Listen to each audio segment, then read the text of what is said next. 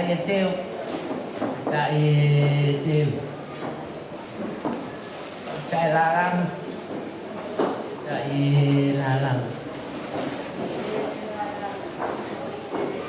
tai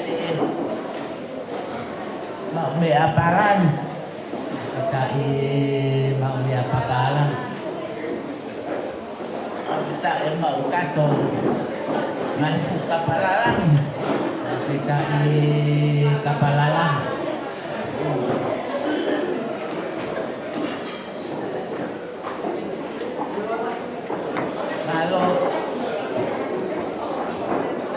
Malo teu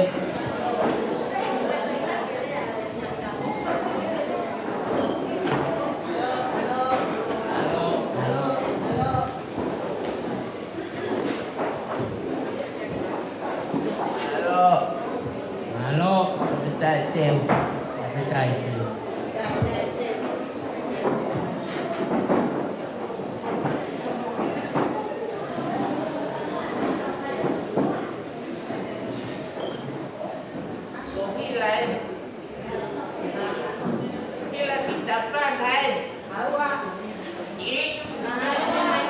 Ini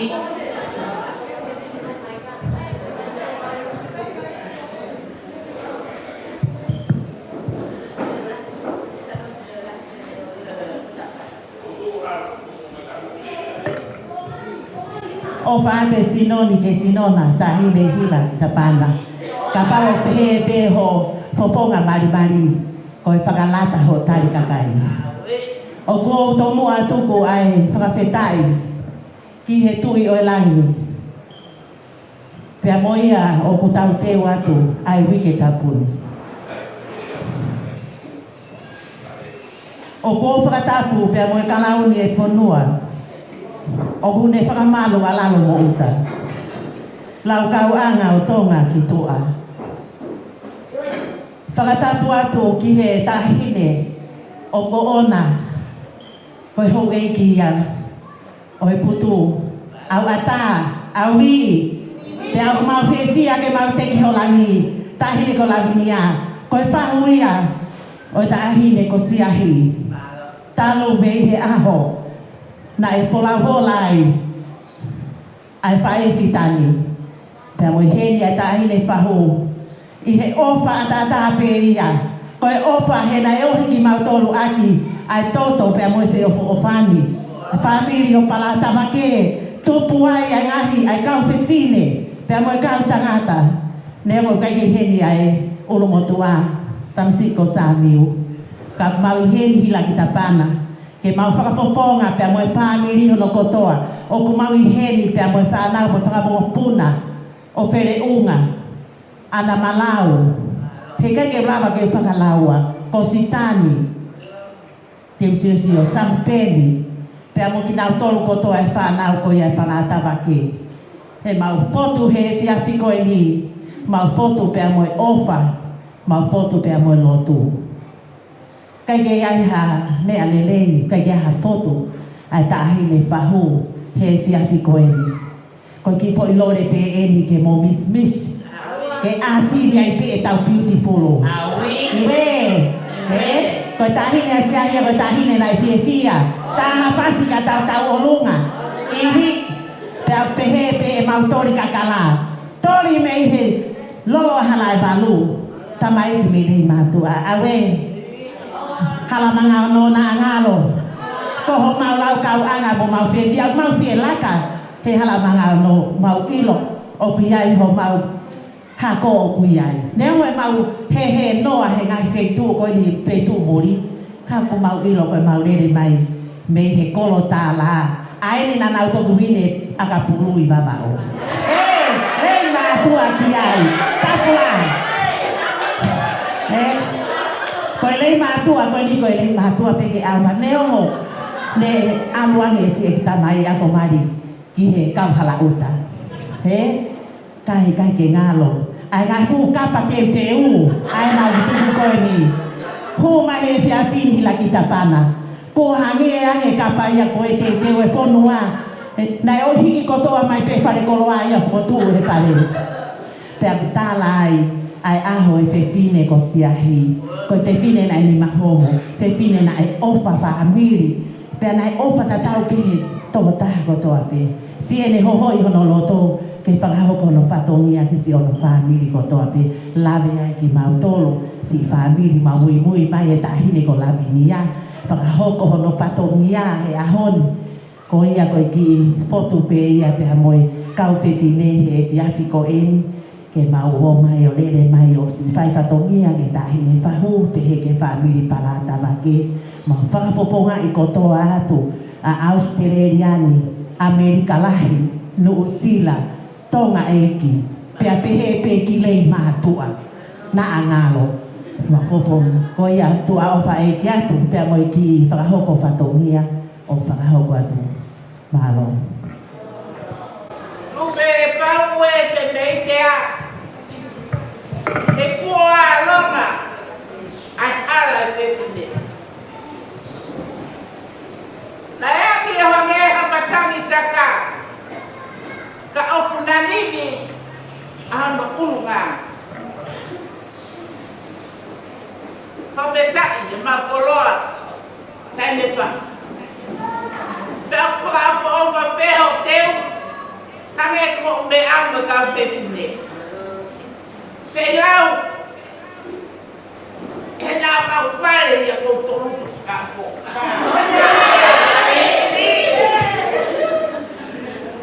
Mau whare ai pē. Oku. Honga ia e loto i he. Teu ko whai he. Whau. Maloho ana wha te mai o ei. O ke hiko ki lalo, o ka mata, ai katoanga o e whiaku koe. Pea tangane pe. He la ke aru koe he lotu. Pea o ke ana whakalotu kai te ke hange koto kau mea koe e. Koia. Koe teo ai whahu. E pule ki aia hila ki tapani. Pea teo lao kau e aoni. Ke whakaipiki e tahine ko tia. E ko ene maui e lotu. Ko teo e whahu e whoke o mai tēti. Ko rua ki teo i au e ahoni. Te nā mahino ka te au ko te whine loto tia. Pea koia, ka pau ki ai hao loto. Tukuia ki he o pule hele ki te pāna. Whaki ai teo e whahu ame o mai tiasi. Oia, o pole atu. Au ki tua ai teo koe ni. Na atau ke tau hoko atu. Alu e tai ni. Whakamawhai kai tau hoko mea.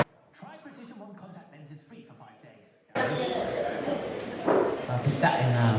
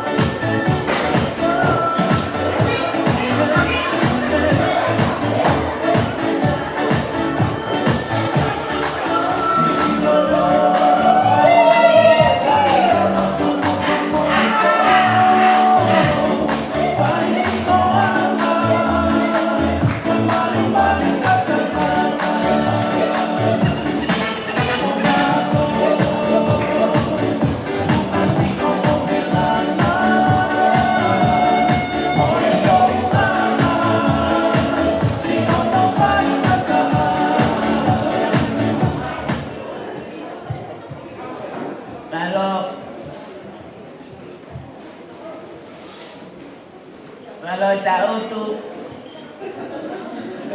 naton ke mo fafana itu ang mo mea ke o si pamtoko mai. Luto ipalele yen. Mea mai pe ko ka ke ulama ake o mo. Kore ke hufanga. Ia whakatapu. O suaki oe. Ao whakakoloa ko ni. Kai ata mo oku. Ka mo oku ki kononga tu a. Mau lele mai. Esi o ele noa. Whakatanga. Moe hou e ki. Whatulolo. Ka mawhana ho ngā roto. Kunga. Ia kaunanga whai patoria ko eni. Ka kuware ai e ku whakakau. Mo e ku amana ki. Ko tonga mo ui. Mo whai. E kaunanga ko eni. Ka ko iheni. Mo ku ki family. Ke whakamahino. Ai ofa. Ia tu whakataha. Kau whakataha. Moku mau tonu i aha ko indi. O ki kai habe ai mo mua. Ke whakatatau aki. Ai honga. I hoku roto. Ai whaifatongia. Kia moe whiaoki. Kia moe kaunanga ko indi. Ko mea ko mele mai mo ia. Ko fia i eki. Whakataha. Kia moe ki teu. Masiva ko indi. Ko hai teu o sisi. Ko ho roto o la. Ko hange ko ofa. Ko fai e ki. Ta fata ai i a ko ni tua ofa.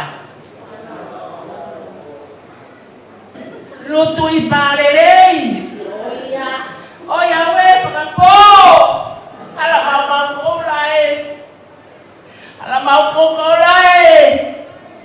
Ko kite.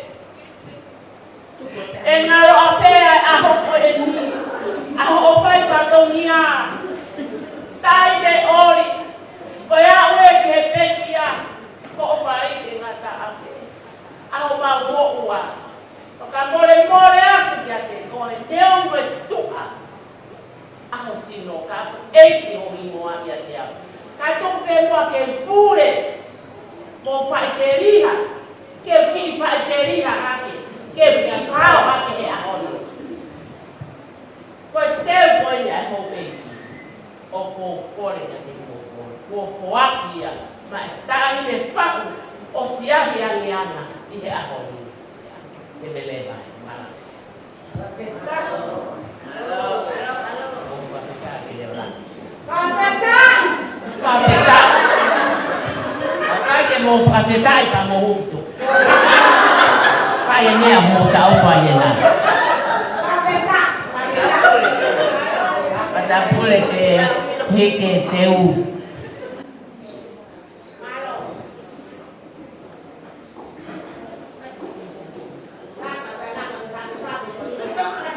Ue i ke ngari ko hau he manga ano. Ka aua hange hau mai meite.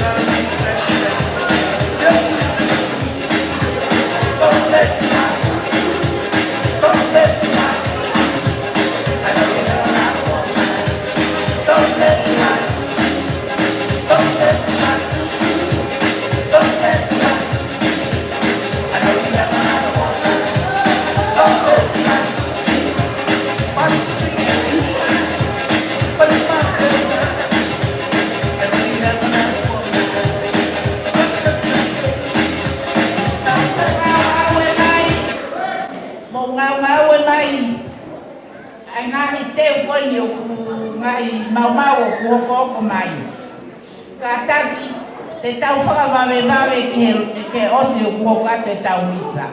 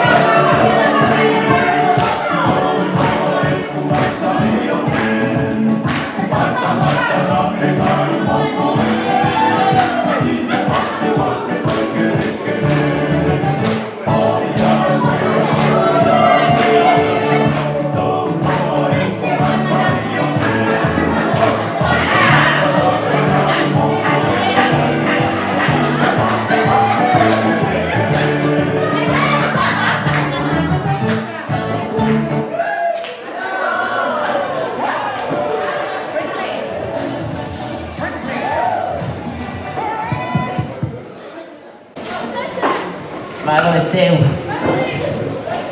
Whamar kau ko mai. Ai whanonga. Hila ki tapa naen. O tui huoin. Ai mai tana.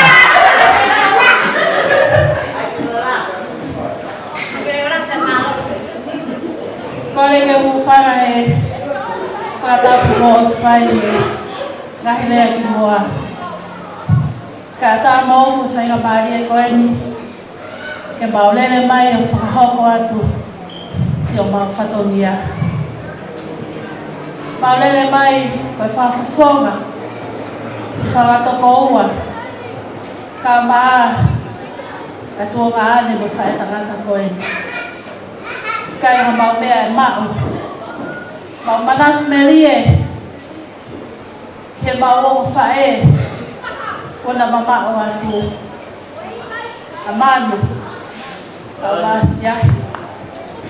Pea mohoni ai e puna ke ko awere lei. Koe pe atu le mohe. Koe pe mo kutu maasisila. Koe pe mo male.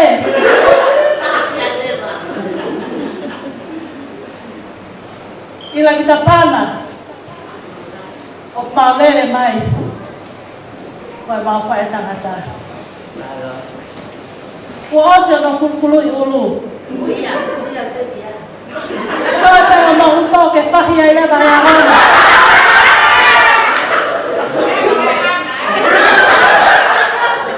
Ewe lewa maranga ke tau. Ka malo atu. O tui huo. Malo e tō whatongi a poto. Malo e teu whakaofo ofa. O kou lawe i atu pē kou mou teki mai. Ka kou ilo. O mou hanga mai koe whahu. Ke kosi o mou ulu. Ko ia kou kore atu. Mou whakaoko mou whanonga. Kau toki tufa. Ai mea te uloto ki ai.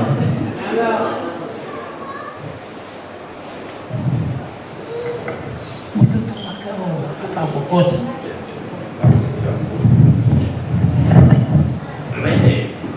Oi, Fael, vai se seguir. Atuado para Macuco, voltou a ir para lá. O toki ilo ia.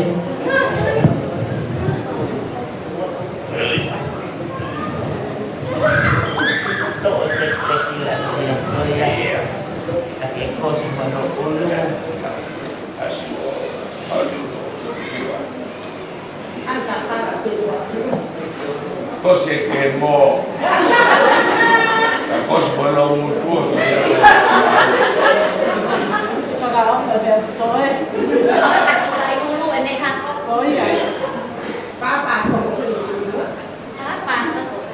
ma se lo dove per fare mai si esce Allora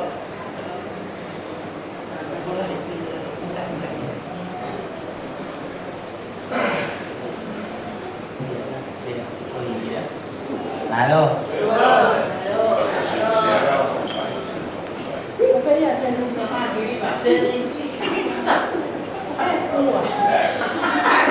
Quando tolo fa polisi poi.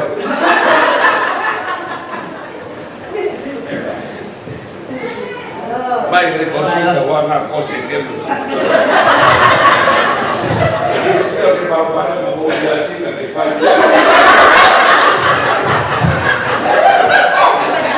Lalu.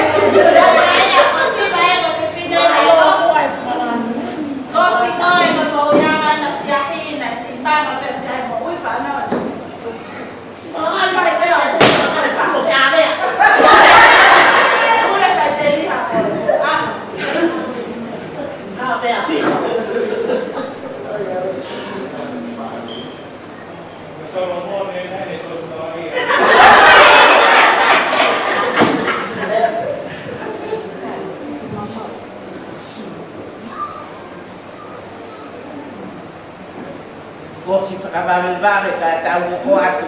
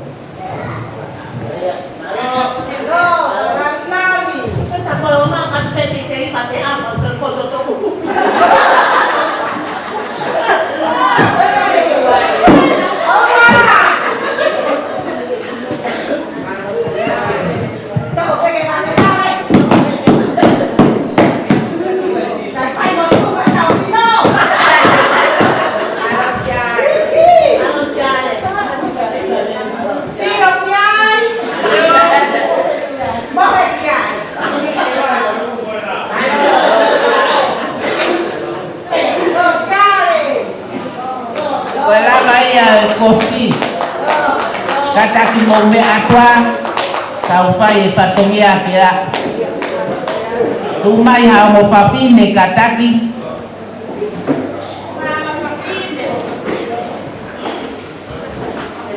oya to mai e fala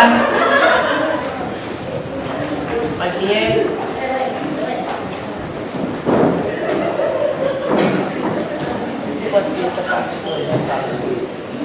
doan mo po tiro pe ay uwa kia ayo pakaho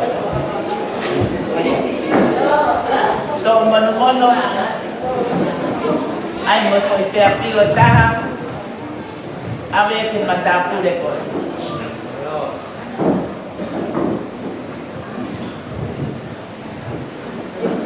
ay te ke pea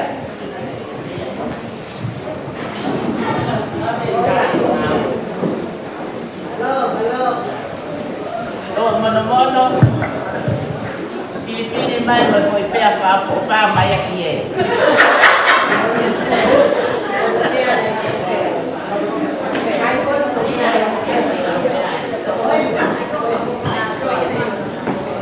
Oya ko ti fatongia ai matapule ko atu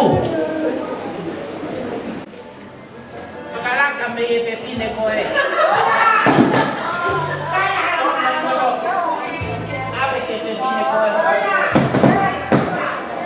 Do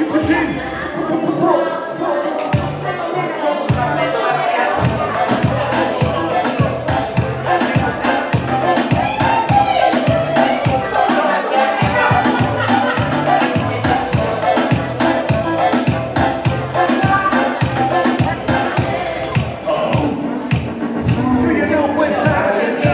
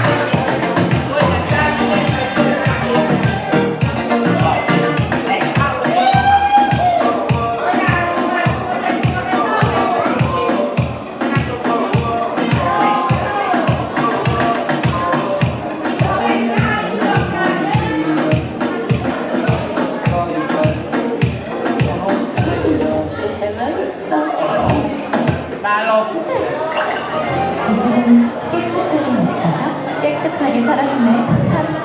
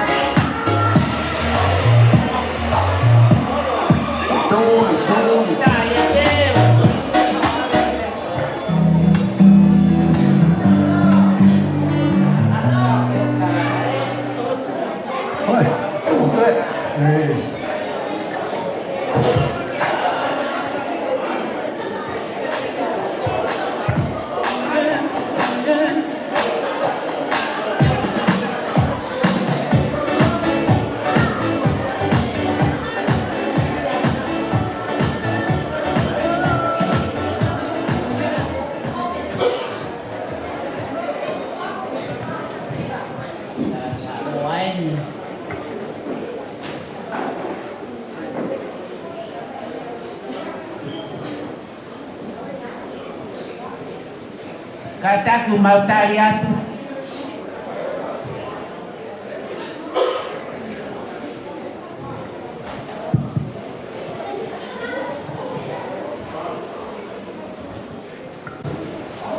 Boleh ke umat lawat. Kira-kira lotu. Tetapi panau tak penawai. Tetapi ke fahu. Tetapi aku betul huo. Bilang tak pana. Huo babang. Pada hak tak boleh. Tetapi aku ke panau paya. Semua ke dia tu buat he. Ke foka patongia. Ule le mai he tapini. Mahi nani. E pau te pana ke kuma sayo le. O hila kita pana chini ai. Kaya ba fo tu kaya. E fiak koe. Lele mai. Koe whakapokopoko o tuku. Whakawha mai a lola ea si. Whaka e whanau. A patui huo. Koe uia koe ana e tau papu e whawani. Koe whakataputapui. Uia koe mahatu whakawiliwi. O no kai e le mātua ia e peka o whakai whatapu. Koko rea patui huo. Tau e kuloa pako he aho na ke tuutai he ni. Ke te kātaki mua, o te ke rue, totolo mai ake rawe taha. Ke whakakato hota whatongia.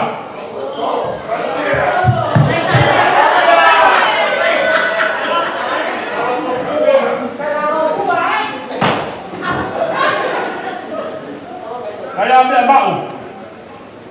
Potui huo. Kere mahi la kita pana pa koe whanau. Whakapōpuna. Whakakato e whatongia aro hea si. Peti. Kumi pai na hele kosu peku taha koe te ke mau se le ni. O ke mea pai o whaia ko whatongia. Leo lewa mnaka te tawatu.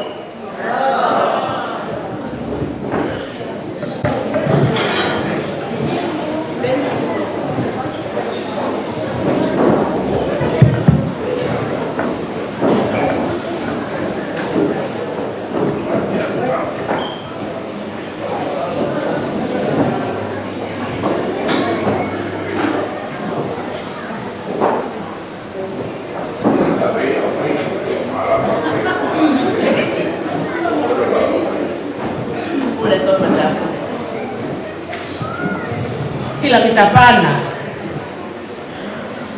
E kai te whakahoko mai o whanonga. Kumaura vei atu. O kuongo ki o mauroto.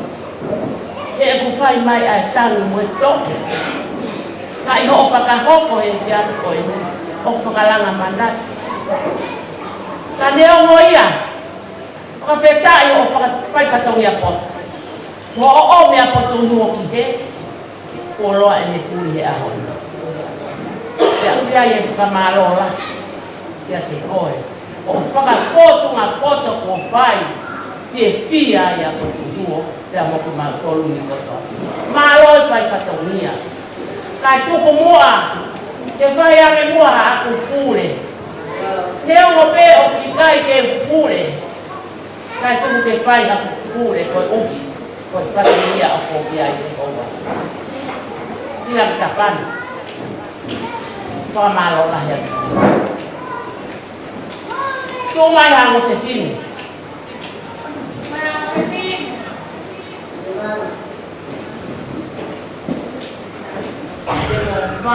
Vai lo tomari. Ane vai lo. Kong aki kong aki.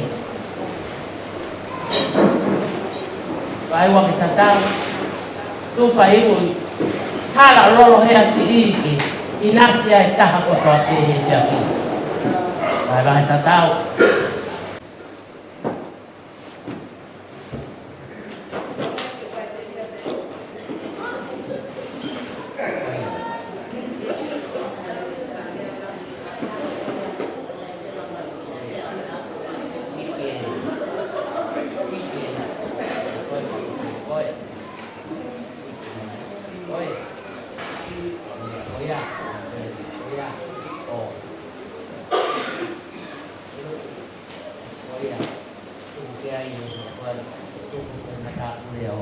Kila kita pada. Tuku kita pakai mata pura pura. Saya kuat. Kuat. Itu ya udah kayak itu ya kita pada.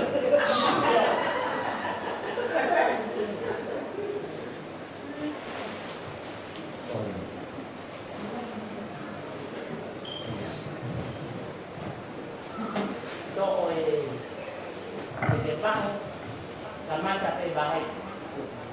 Awal kali kali orang punya muda bocil. Tokon, awal kotak dia, cuma kotak dia tokon. Aku tahu itu apa ada. Tokon. Kalau tak tak tak tadi dia.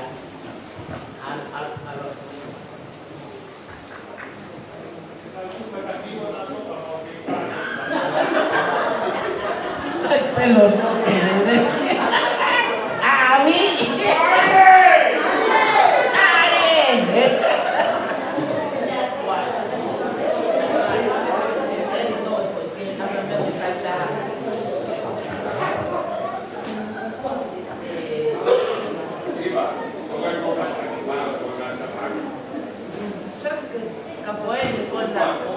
Ana unoko tapa aki ocha lotonia.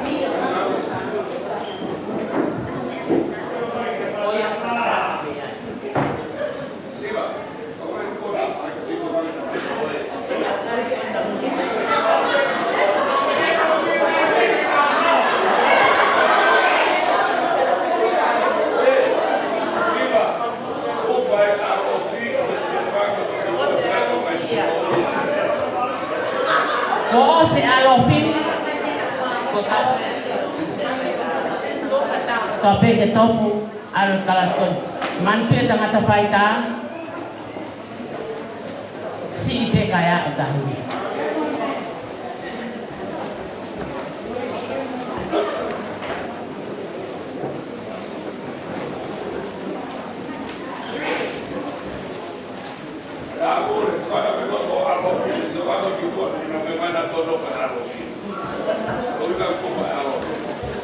Owa, tatak moy moy.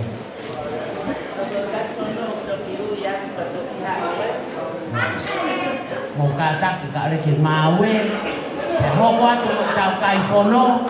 Ya osia, oi.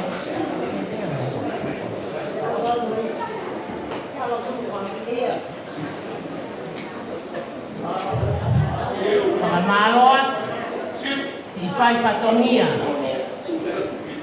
o hanga e lolohea o whakainu o whakakapati aha o whanga he poni whakautui pehila ki tapana o ke te mai o ke bakai mai ke fai fatonia o e poni whakautui pe te fiefia pa te tau fiefia malo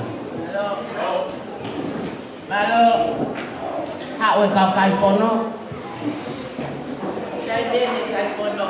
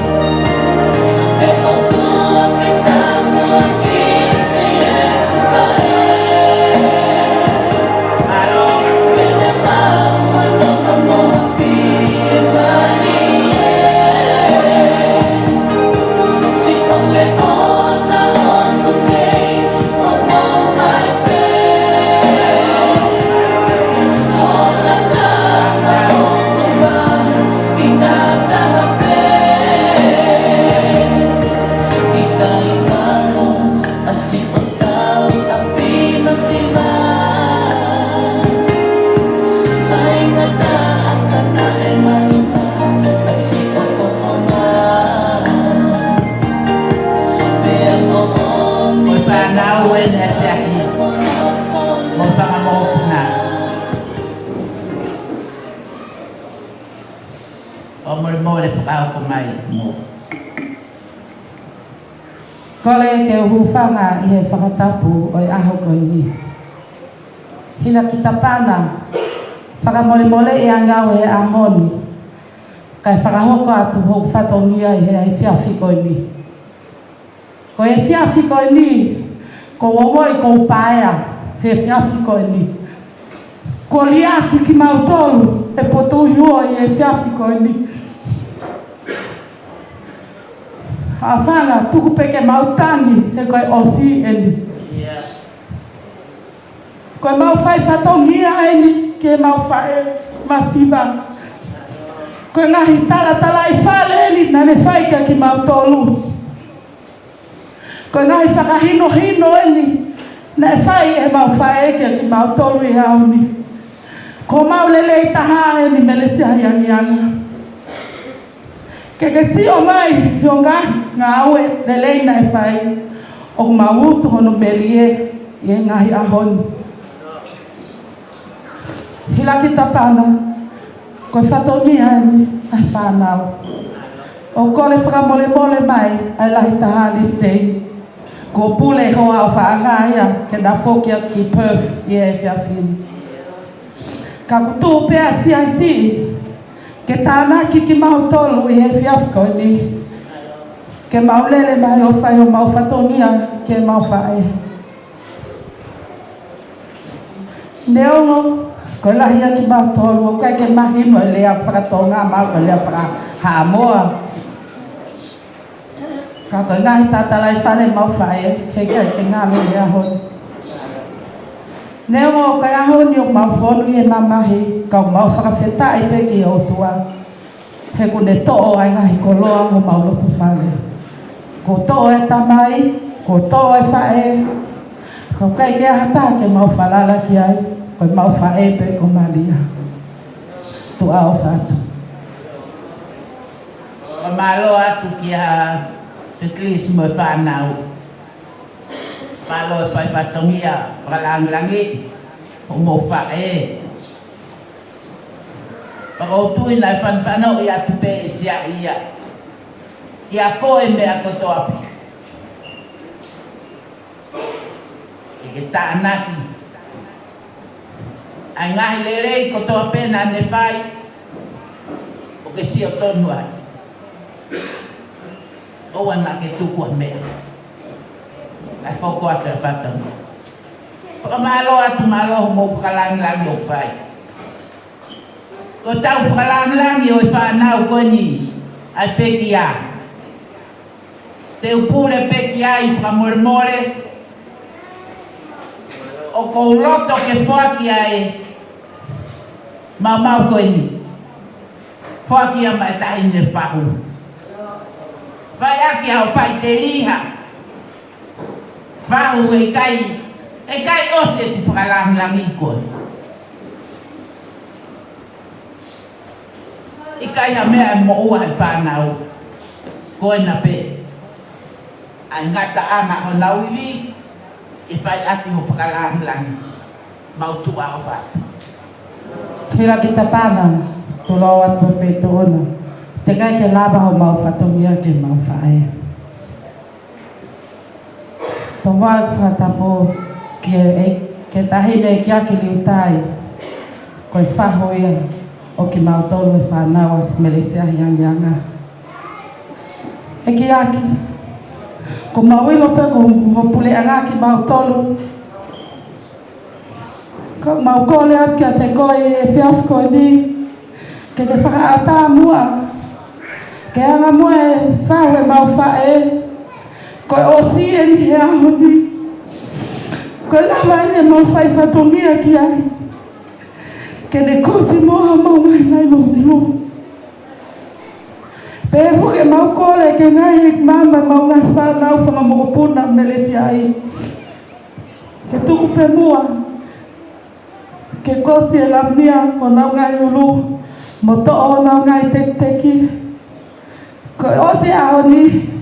Heki aki te mau kei whai whatogia peke a te koe. Pehe ke ngai whau e mau ngai whanau to au whatu.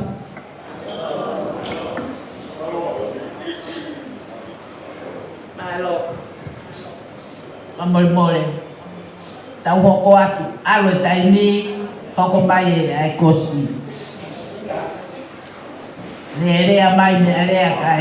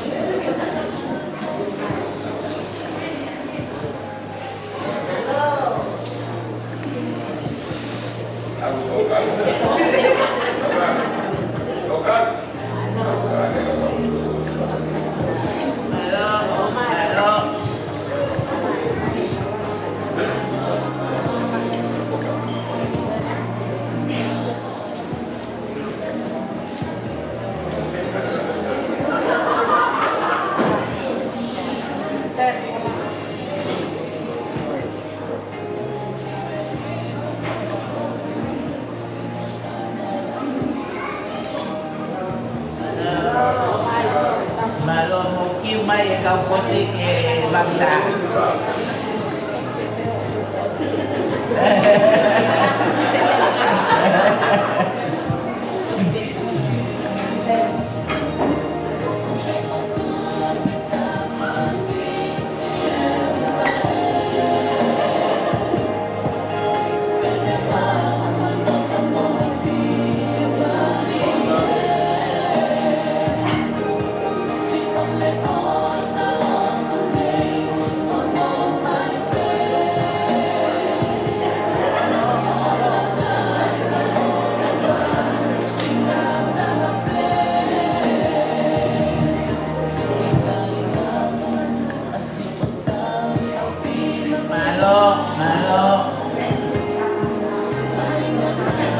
Babe mai take up cozy.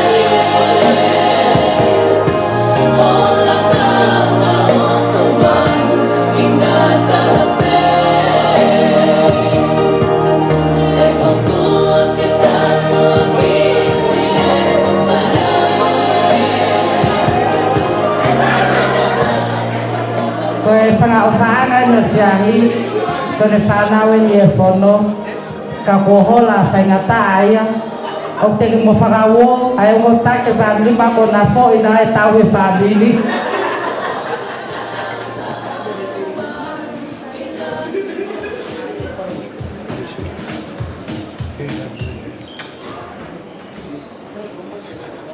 Halo, kata kipe kawe pene osi.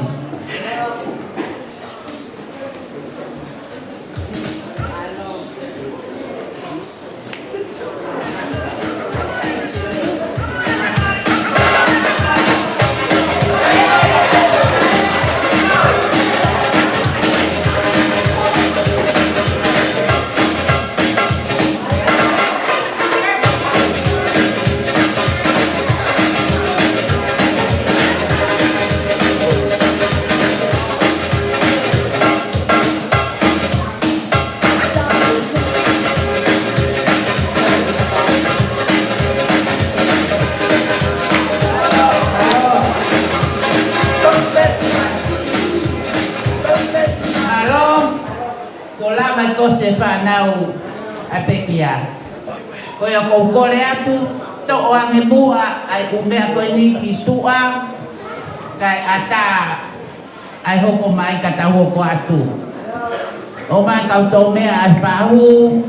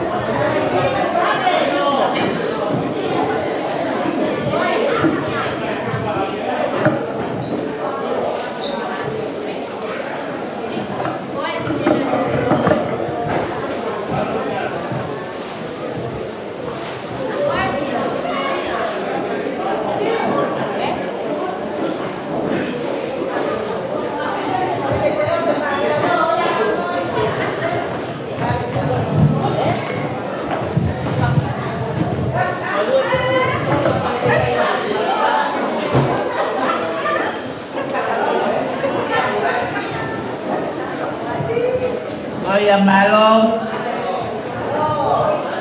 ata pangai, kaya hapalia.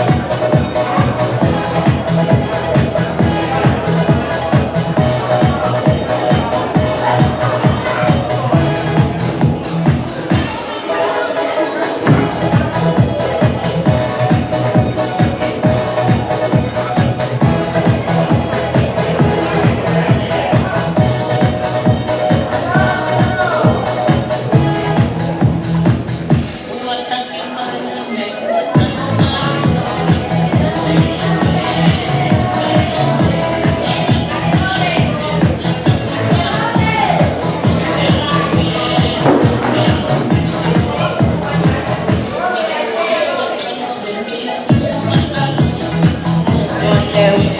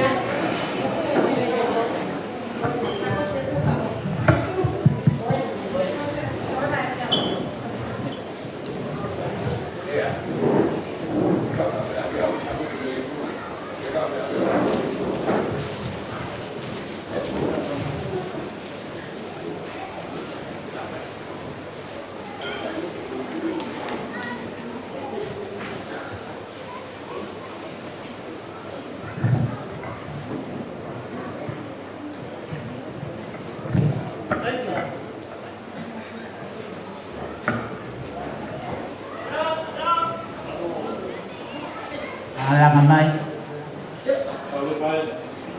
Tao lepa. Maloy teo. Kung tataliato. Kafofa teo. Amay peko fotu. Kole ke u bukanga ni tanpa malu afama ni piku. Tapatu ni kahau. Tapatu kila kita pan.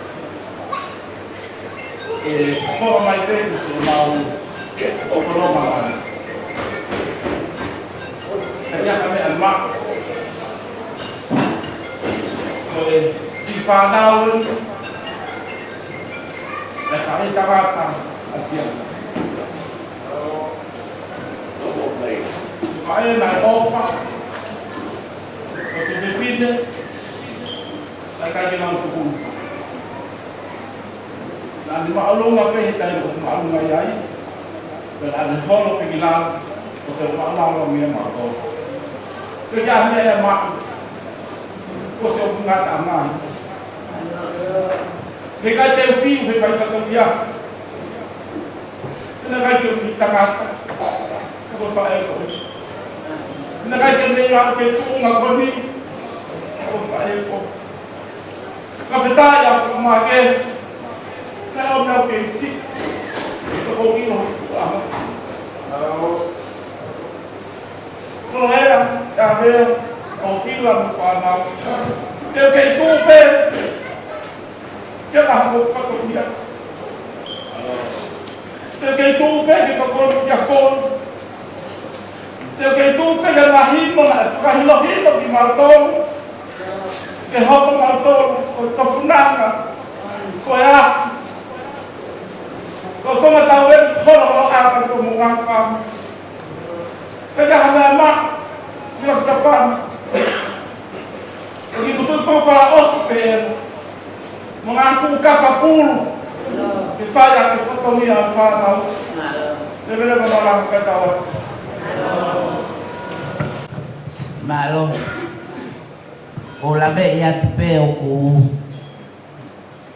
mau firma ke. Fakakakato mo fatomia e fahupe ko fe avea kakono taimien ko le atu kia motor ko mo sio mai Ora pe Mau peka di logo.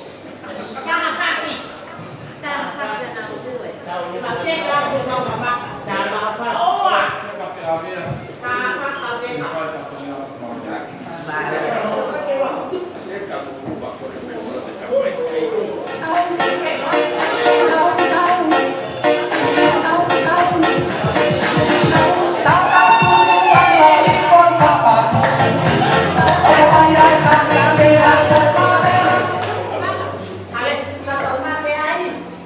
Tarepa, famole more, hafanga, kau ti ohala. Tarepa, yang tadi ke aukilani, kau ikut fai patongia kau ke fai. Tahu ho fai patongia, betuai, oa umai ki ahon. Obuhau ngaki obuloto, ai ofa. Fuato o mo fai he aho ko eni. Kai te rabau. Ke kosi homo mo fa nau. Ka ko hayau. Ka ko ofa o kutuki bua. Fa fetai o la mari he aho ko eni. O ko ngaki o buloto. Pe mo ta o kete. Kone puri atu. Ai fai fatongia ko mo fai. O ki kai puri. Pe kai unga. Amo ofa, talu metuai, oa umai ki ahoni. Whakamaro atu, ko mauroto ma ulalo, po fia mai. E fine betu ako au.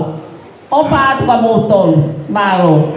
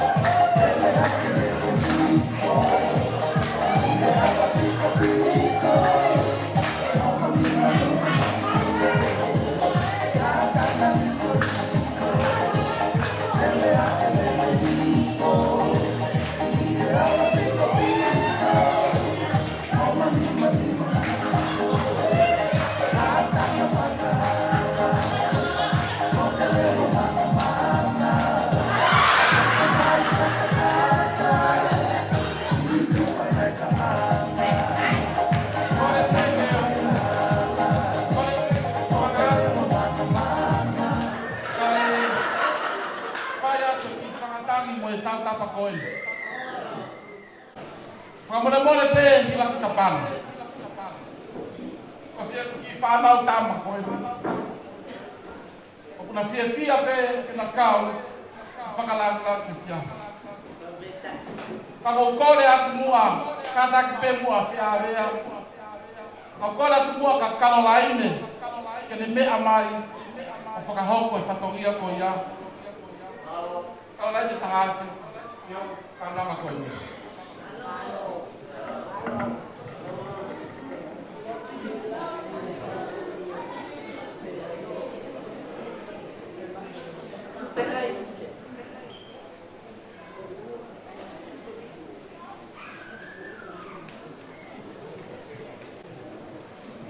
Tangi muli ame mo badakon.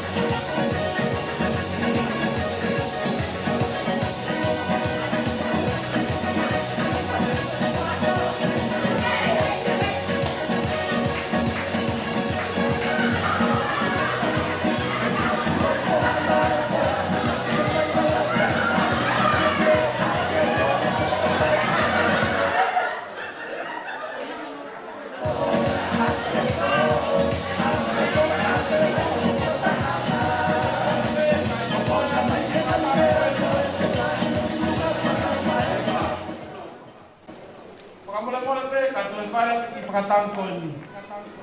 Pakamula pe bulan kapan.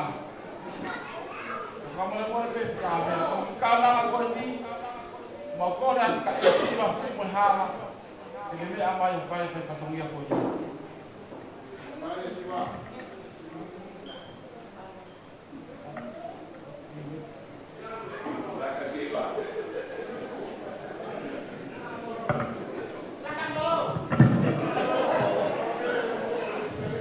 Halo.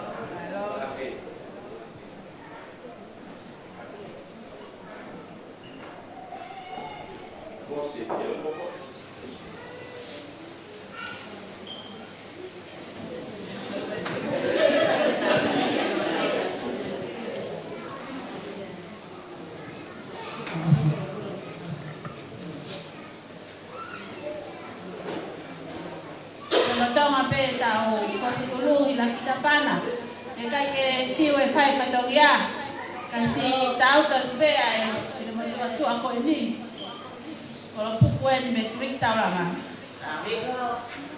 o lele faka kolosi mai pe o kui kai ke ai ha mo ua kosi pana ula lahi o tau e kono o pus pe ni ko tu wa family ko ni hange pe hataha ke te falko ko ki la monta no sula tu o ku fili ki ai a pe ale na tu pe atoe ko mi atu pe ho si tu ane ki he to wa fe ave ko ameria ko si tu nga si asi holo ko honga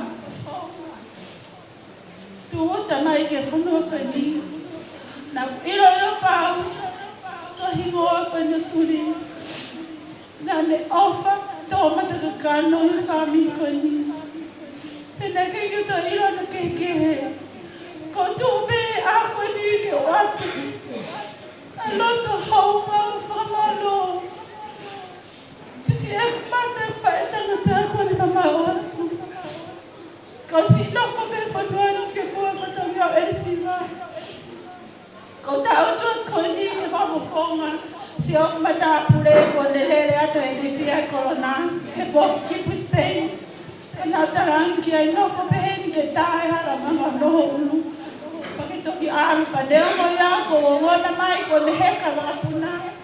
Peke ke tuku ai va va me kakao ko pa me motu. Mo mea me peke ka me mau. Ya vea. Te fuaki ai ki levi ko ni ma ko hea ko ma to ngai.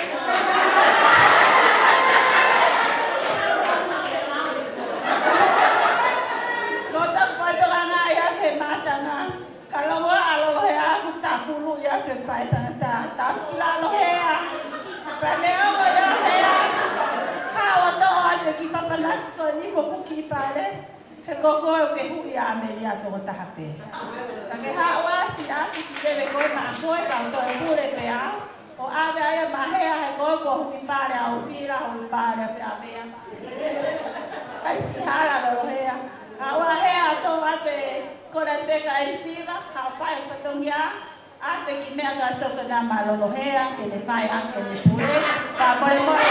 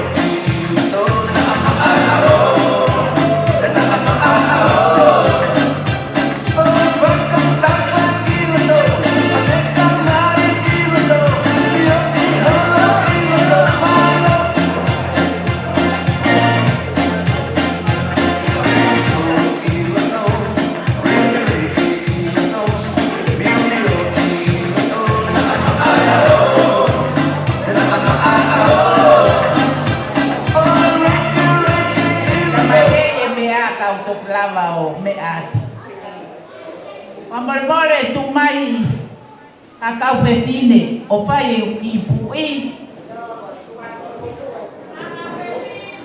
Ko hoku loto, ko loto hila ki tapana.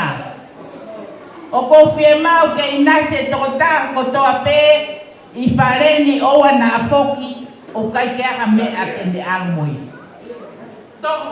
To'o, ai kapapuro, mama he me kapama. Ko hui ke inase ke tuka me mui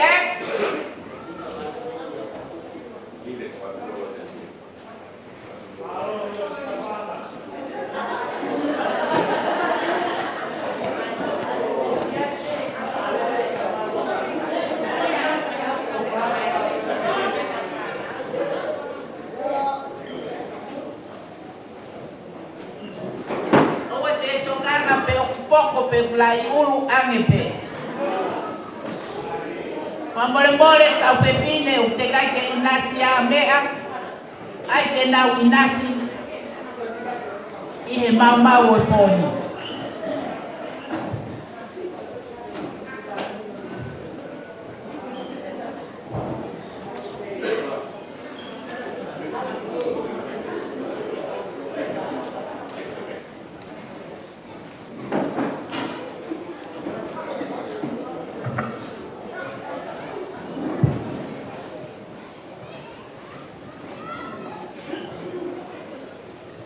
Aine.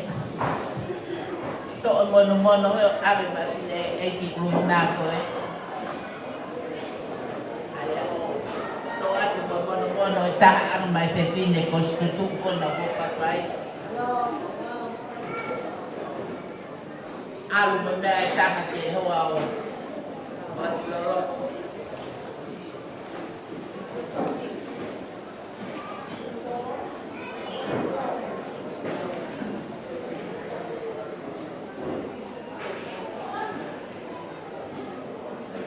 Tō ata mono ki e koa e whaita.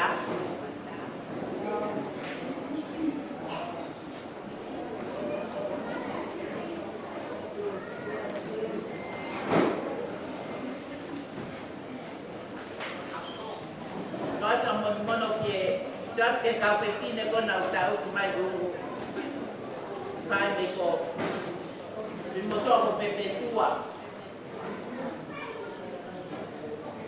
koia atu yan malo ko pakakato ya tau pato ya takai le ba me ko ni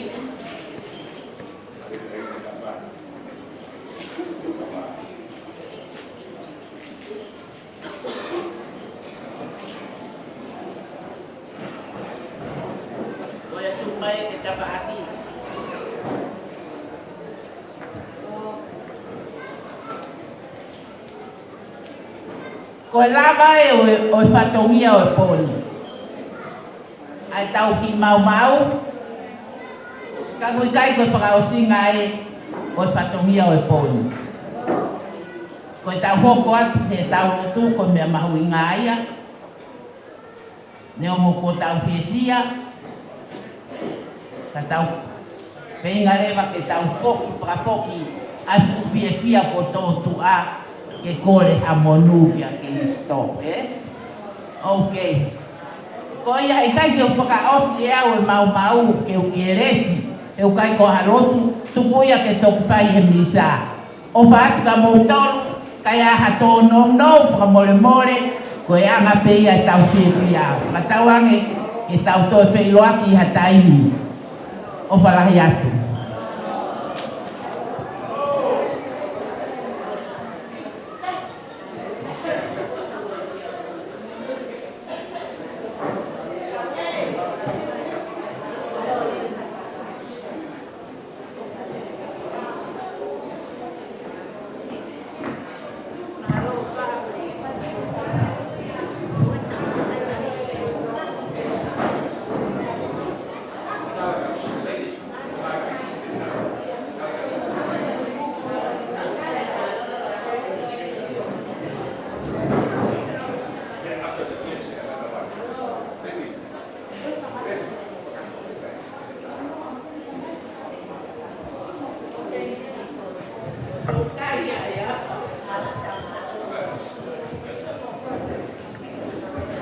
Friends and Family Church, Malole.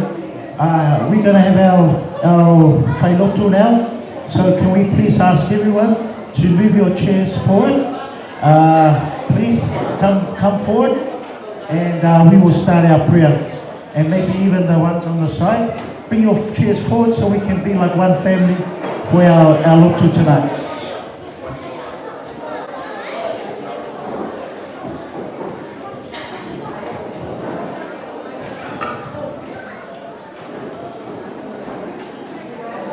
Yes.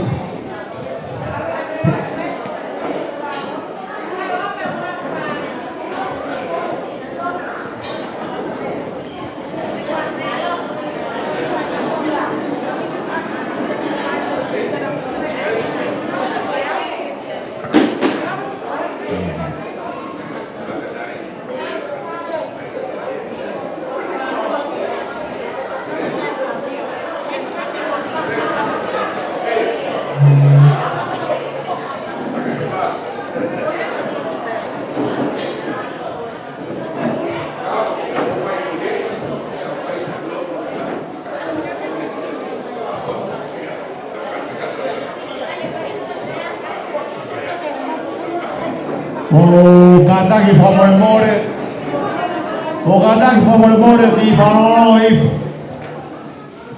o kuwhia maulai o mo tāna fua he wawe tau taini mo kataki whamore ki unu mai ki mua o whia mau ke whai e tau ki whai lotu O si ko ia pe to whakakato rewa e whatongia o motua pe tau toki tutuku rewa he pōpō.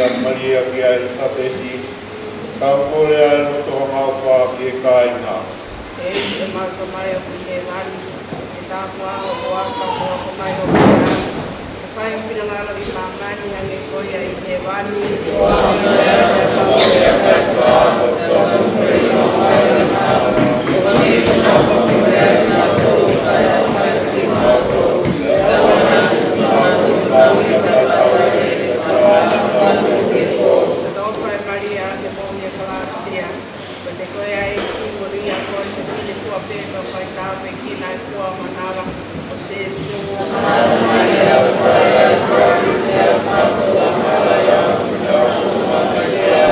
Sanau pai Maria te moia kalasia ma te koea heki.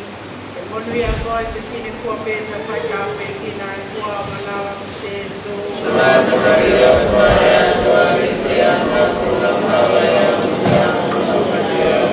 Sanau pai Maria moia kalasia ma te koea heki.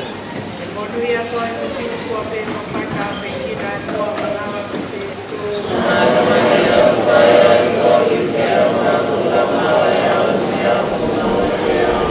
Sanau pai Maria te moia kalasia ma te koea heki. Monui a koe te tine kua pe te pai ka pe ki nai kua manawa o se su.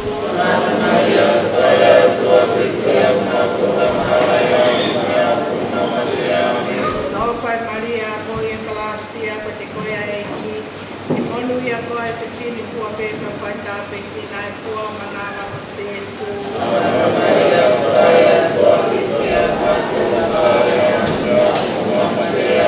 Sanau pai Maria moia kalasia ma te koea heki. Te monui a koe te tine kua pe te pai ka pe ki nai kua manawa o se su.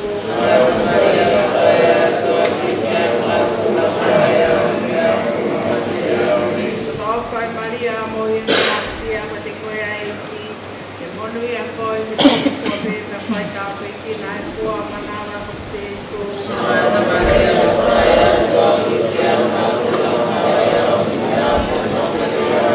Sanau pai Maria moia kalasia ma te koea heki. Te monui a koe te tine kua pe te pai ka pe ki nai kua manawa o se su.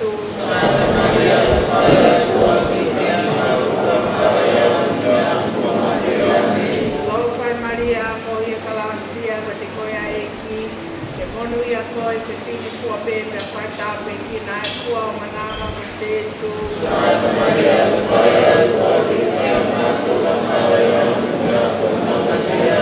Sanau pai Maria moia kalasia ma te koea heki. Te monui a koe te tine kua pe te pai ka pe ki nai kua manawa o se su.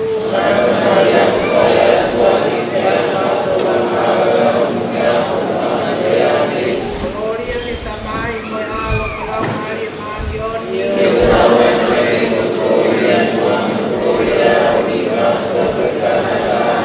Se su.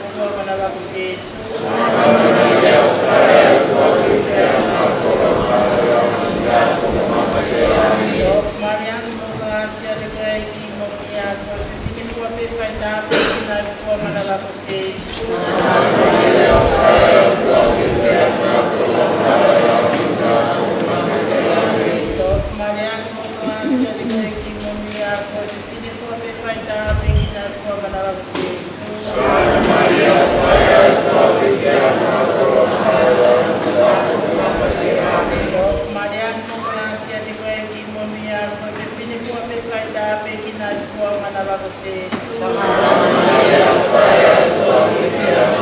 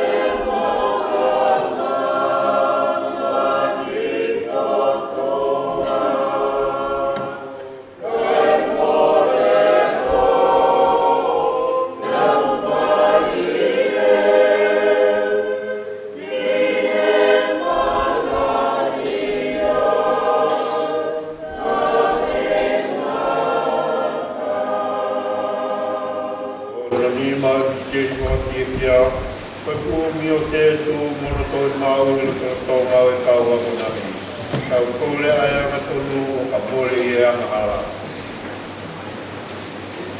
e ma na mai e wa ni na mo ko yo ko ma yo ko ya nga ko ma yo ko ga we ma ma to ni e wa ni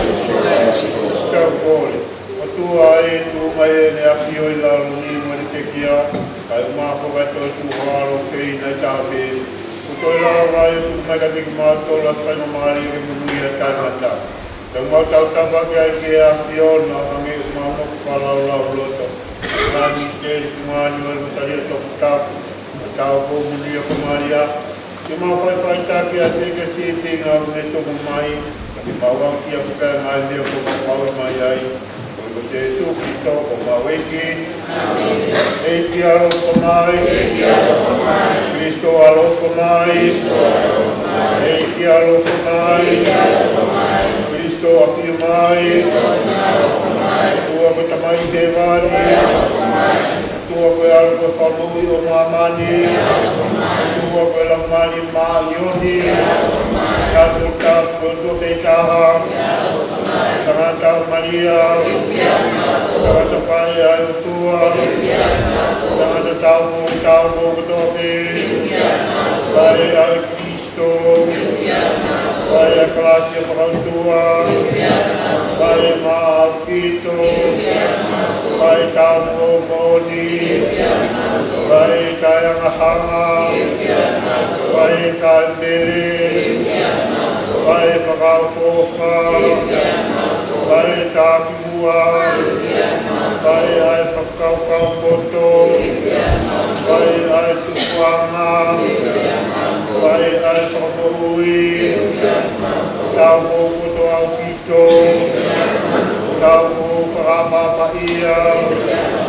Tamo bigilikiya. Tamo mafi. Tamo wangauka. Tamo wangantonu. Tatao maunioni. Wangau ekoto. Wangau pia anga. Wangau lamari maunioni. Wangau pakaiki. Wangau pangadilayon maunioni. Dosa pakalamari. Tawau kinta. Tawalei.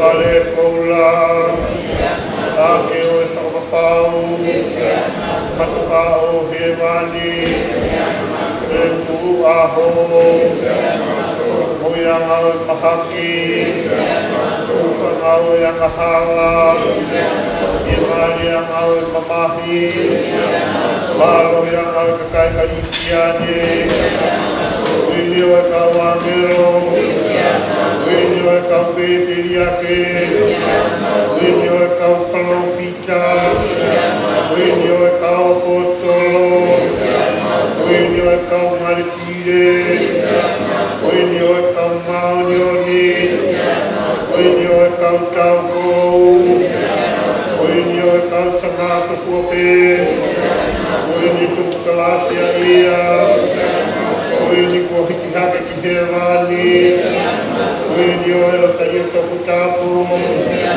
Wilio Emelino, Ageno Altua Upiave Mahala Pamani, Ageno Altua Upiave Mahala Pamani, Ageno Altua Upiave Mahala Pamani, Kekeusia di Matul Kufaita Kualtua, Kalkoi. Kau tua kau kakai mato, jangan korea duit tu mai mo kati mato, atau ilai tu mau lau mai na mau sino koki. Tatu mai upa di mau mai tau bo munia kemaria, iha pagi di mato mai mai mama ko ini. Apa menuja di mato mama kahau, kau Yesus Kristo ko mau eke. Amin.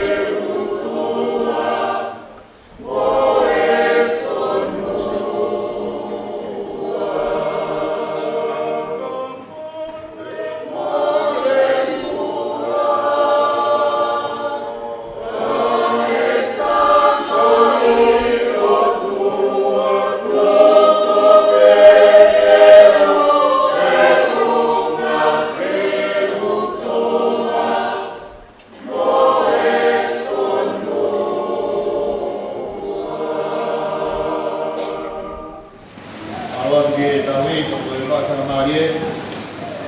Ka tauhir ka to e lau ka tau fora. Pagkakato e tau. Manue ka to manue ka mau ai ofa. Ong tare tau lo tu ka me tau te kotoa. Ka tau mai ka ha lo tua. Arwa to te kaki te kau yo tua. Oh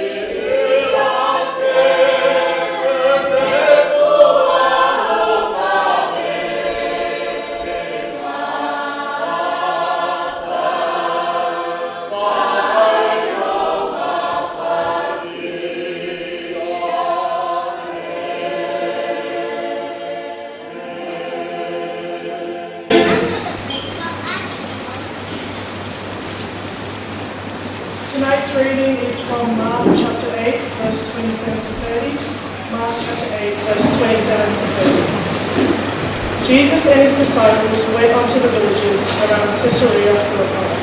On the way he asked them, "Who do people say I am?"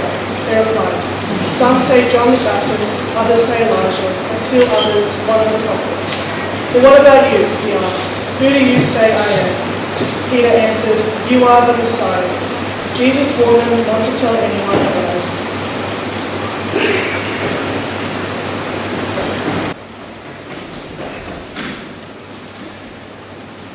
This evening I want to begin by first acknowledging the Father. I want to also acknowledge I want to acknowledge the Motua. I want to acknowledge the elderly men and women. I would also like to acknowledge the family, both on Shahi's father's side, the Alatawake family, and also the family on Shahi's mother's side, the Tuplot family. I want to also acknowledge men, women, young and old, and our children this evening. Before I speak, I also want to acknowledge the congregation that Shahi belonged to. I want to thank the Tauhi. I want to thank also Tangata for giving me the opportunity to be able to read from the Bible and speak from God's Word. Like I said last night, I believe that before we talk to God, as I will pray in a moment, it's important to listen to God. And that's why we have His Word being read. Thank you so much to the congregation because of your generosity, because of your kindness, because of your understanding in extending the opportunity for Shahi's family to also contribute, to also participate in the service this evening. It didn't need to be this way, but because of love, unity, and understanding, we work all together for the good and for the glory of our Lord Jesus Christ. I want to begin by sharing an experience that I had this morning. I myself, just to explain, because with the Alatawake family, I've met most of them at this funeral for the very first time. Last night at the end of our service, some of them came up to me and they asked me, "Who are you? Whose son do you belong to? How are we connected? How are we family? Are you a student minister? Are you an experienced minister?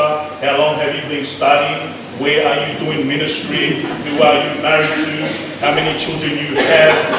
I felt like I was being interrogated by the police.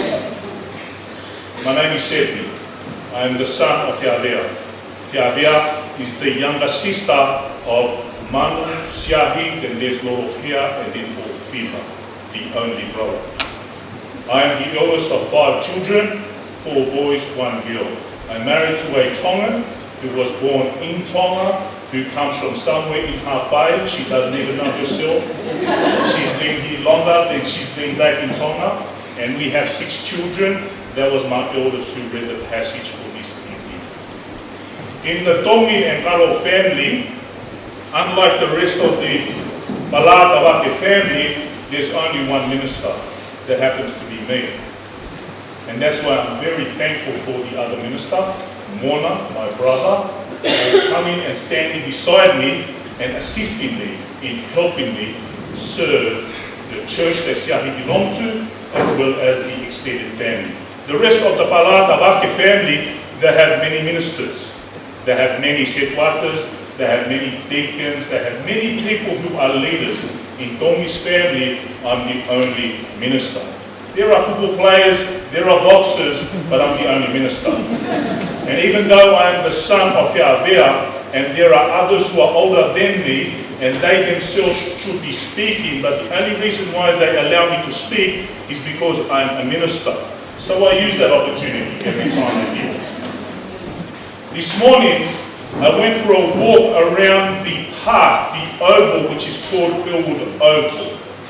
For my extended family, who are my first cousins, they know Elwood Oval.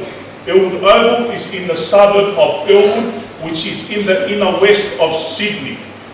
Elwood Oval is the playground that me and my first cousins played in when we were growing up. Down from the road from Elwood Oval is River Street. River Street is where Siahi and Heneli live. Now they may have lived there for 4 or 5 years, but for us cousins, it felt like eternity. You know why it felt like eternity? Because it was like heaven. You know, in heaven, you're with your loved ones. And you're happy all the time. It doesn't matter how little you eat.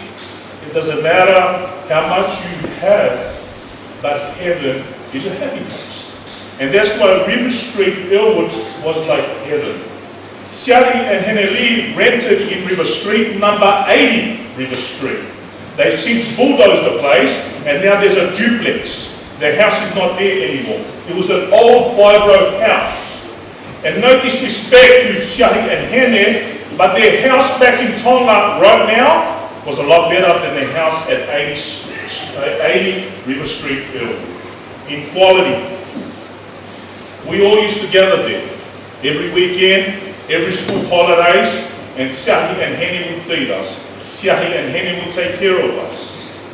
That's where we grew up. As I was walking around the oval this morning at Elwood, I saw an islander walk into the park. And he was a little older than me. And as I came closer to him, I took my earphones out because I was listening to a preacher from America preach a sermon from the Bible. And I said hello to him. And he said, "How are you?" He asked me, "Do you live here in Elwood?" And I knew exactly why he asked that question. The reason why he asked the question is because there's hardly any more Tongans in Elwood anymore. You want to find Tongans? You go to Mount Druitt. You want to find Tongans? You go to Campbelltown. You want to find Tongans? You go to Blacktown. You don't find them in Elwood anymore. I knew exactly why he asked the question, "Do you live here?" I said, "Yes, I do live here." He asked me, "Do you rent or do you buy?" "No, I can't afford to buy. I rent here."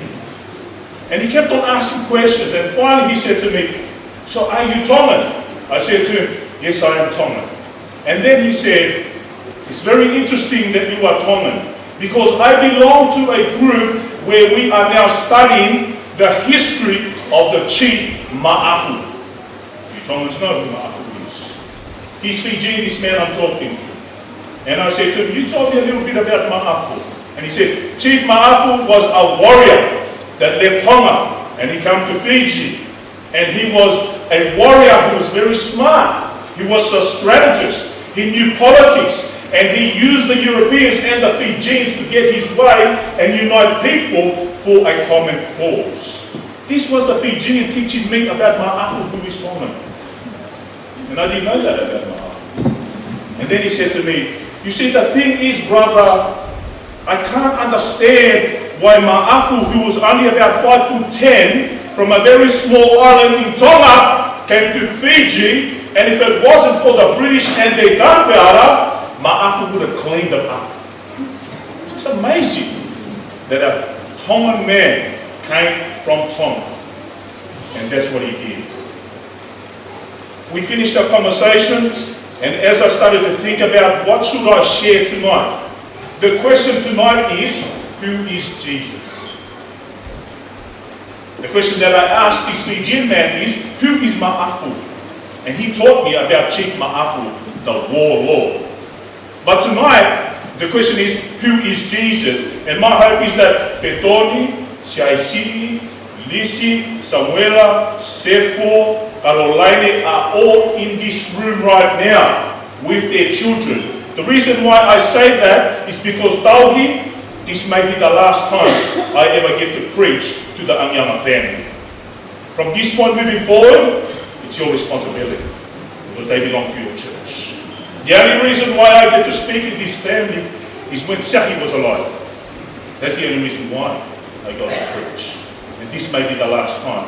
So I need their children and their grandchildren to be present because I want them to understand this. If you don't understand who is Jesus, don't worry about Chief Ma'afu. If you don't understand about who is Jesus, then you will not understand where your mother went. That is the fundamental, that is the core question that the Anyanga family need to know and understand. That is the core question, that is the fundamental question that the Tongi family need to understand. You see the Fahu? The Fahu is the child of missionaries who went to the Solomon Islands. And so it's right that the Fahu is who she is tonight. This is missionary stock. You understand?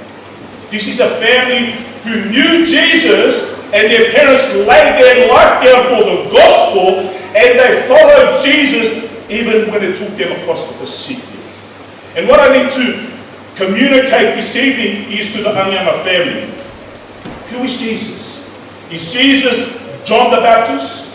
Is Jesus Elijah? Or is Jesus just one of the prophets? You make your choice tonight. Because on Friday is Good Friday. And on Sunday is Resurrection Easter Sunday.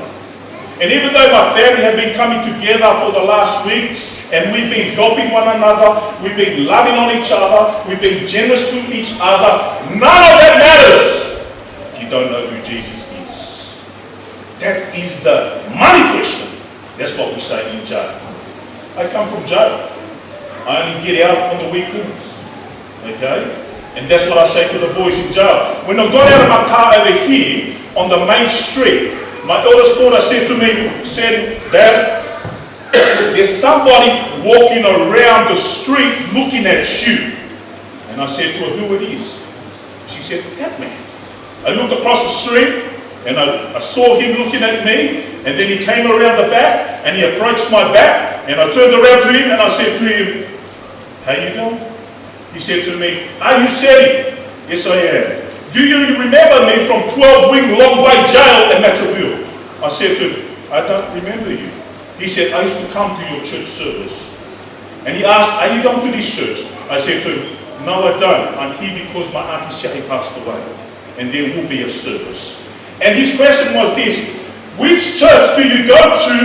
Because I want to know more about Jesus. I want to hear more about Jesus. You know what's so amazing about the question that this man asked? Is he is a Muslim. He's not a Christian. He is a Muslim. He's not a Christian. And I'm telling you, Anyanga family and the Tongi family, I'm telling you from Ematua and Wofu, okay, you all grew up in the church. You heard the gospel all your life. You're very familiar with the stories of Jesus. But if the Muslim man who came out of jail stands on the street and he asks the prison chaplain, which church do you go to because I want to find out about Jesus, then I'm telling you, you've got to get right with Jesus tonight.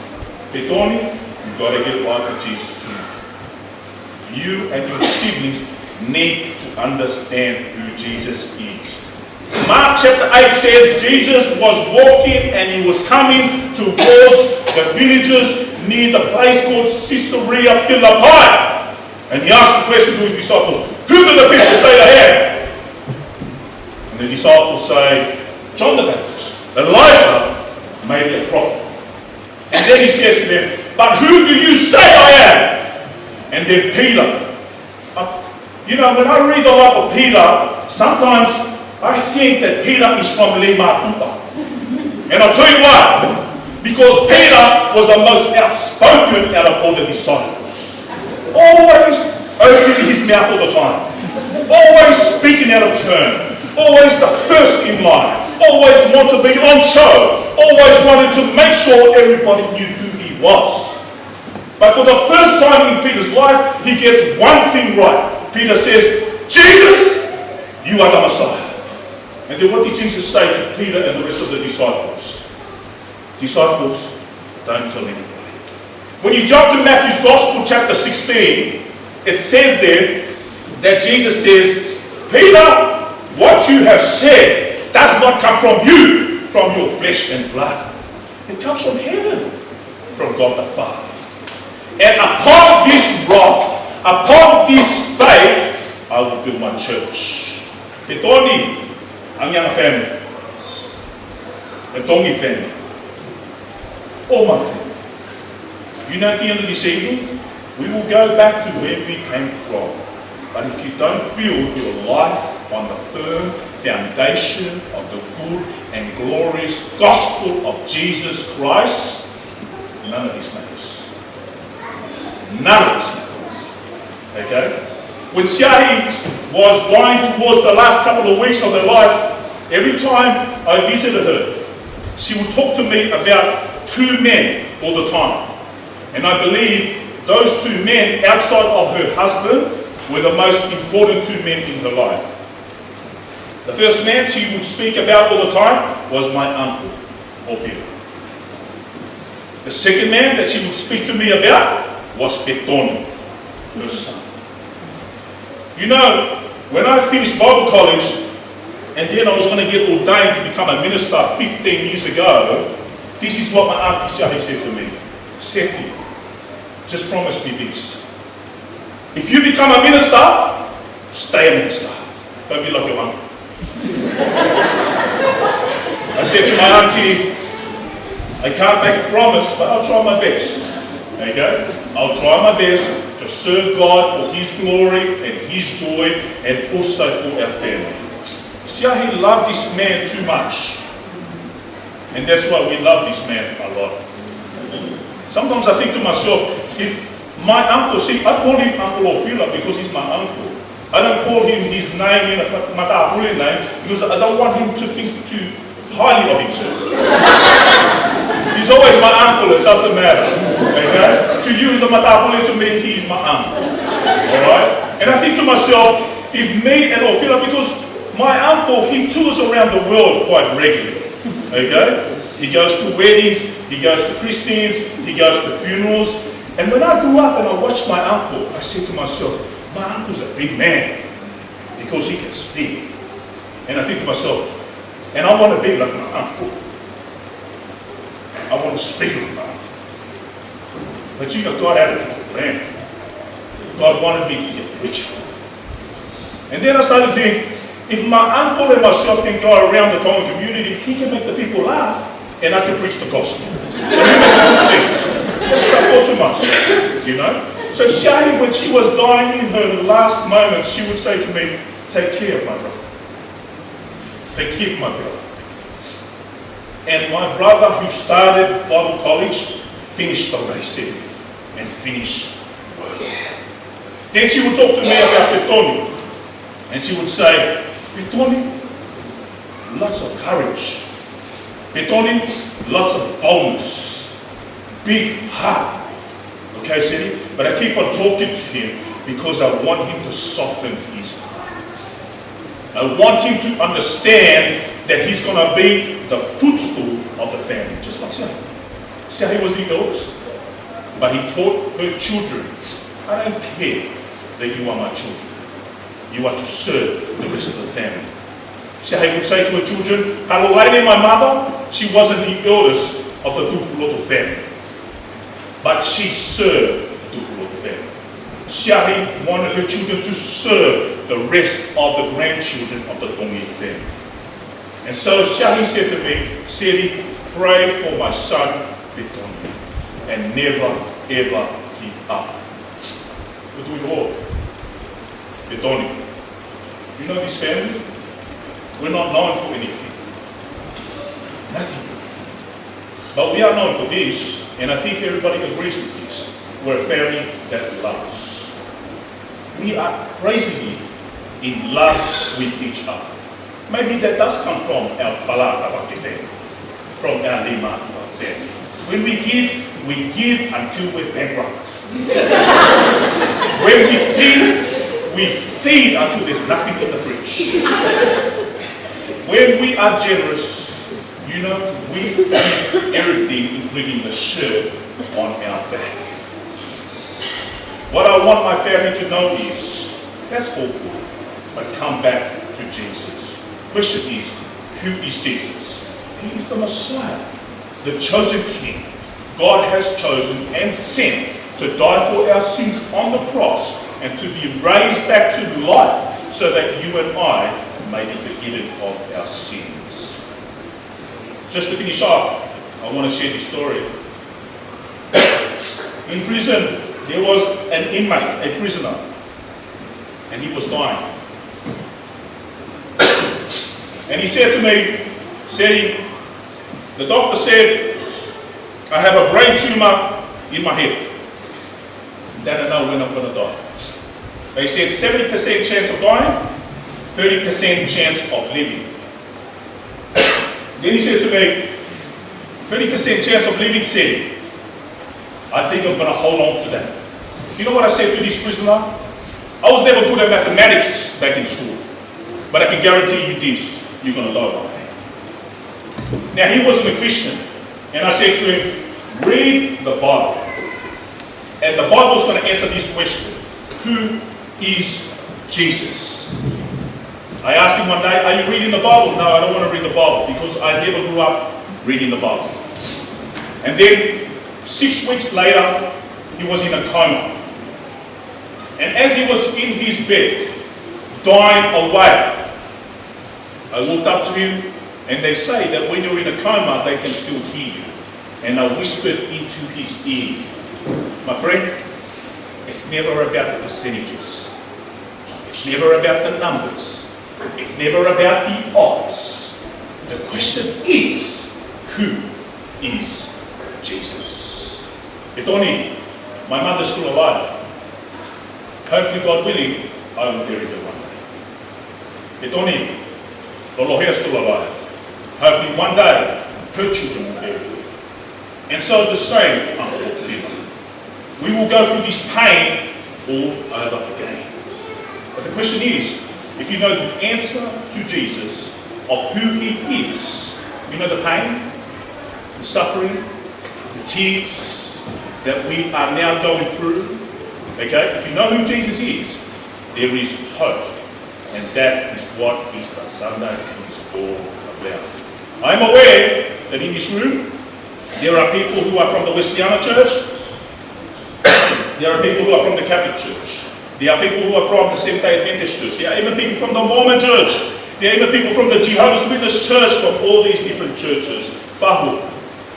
What I'm saying today comes straight out of the Bible. I didn't make it up. It's straight out of the Word of God. Love you, Fahu. To also Mokua, love you too. And to the rest of the family and friends. Especially Shahi's Catholic family. Thank you so much for the honor and the privilege to stand today and declare the good and glorious news of Jesus Christ. That's where Shahi's home. I'm confident of it. The question is, where are you going? Amen. Let me pray. Heavenly Father, we thank you, Lord, for the opportunity this evening to be able to join together with Shahi's Catholic family in praying to you. Because you are a God who is not blind, you are a God who is not deaf, you are a God who is not mute, but you are a God who always answered when your people called out to you. Thank you, Lord, that you are a God who knows our pain and you know our suffering. And as Jesus spoke to the disciples, asking them, who do you say I am? Help us to stand together with Peter and say, you are the Messiah, the Christ, the chosen King, Lord and Savior of the world, who has come to free us from our sins. Lord Jesus, thank you that you are our big brother, like the hymn says. Thank you that you are the one that we can come to with our pain and our crying. Thank you, you are the one that we can come to with our weeping and say, please help us, strengthen us, and enable us to continue the journey from now until eternity. Thank you, God, for Shahi's Catholic family. We thank you for the way that they have harshly cared for Shahi. We thank you for the way that they have loved Shahi's children and loved Shahi's grandchildren. And so we pray, God, for their church. We pray for their ministry. We pray for their priests, that you bless them, that you fill them with your blessings, that they would know the salvation of your Son Jesus Christ and continue to serve others in love. Lord, we thank you also for the Father. We We thank you also, we thank you for the family and all of us who are present tonight. Thank you that at the end of this night, we will walk away knowing the answer to Good Friday and Easter Sunday, that Jesus is the Messiah. Lord, you are our refuge. You are our stronghold. You are our lighthouse. You are our torch. You are the one who gives us life in Jesus Christ.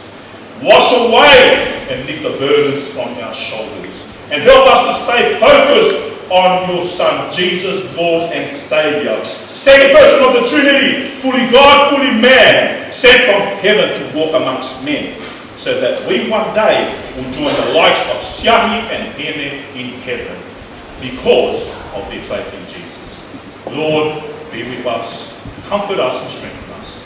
These we pray in Jesus' name. Amen.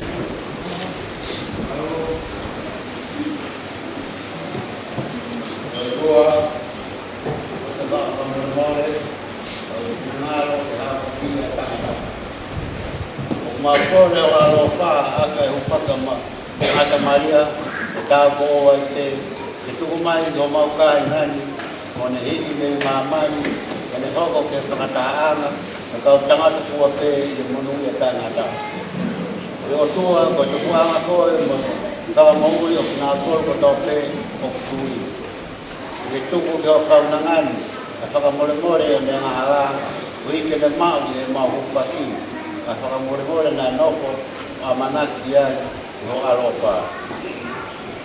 Ngai ao koya na o ale o me langi e mai de to.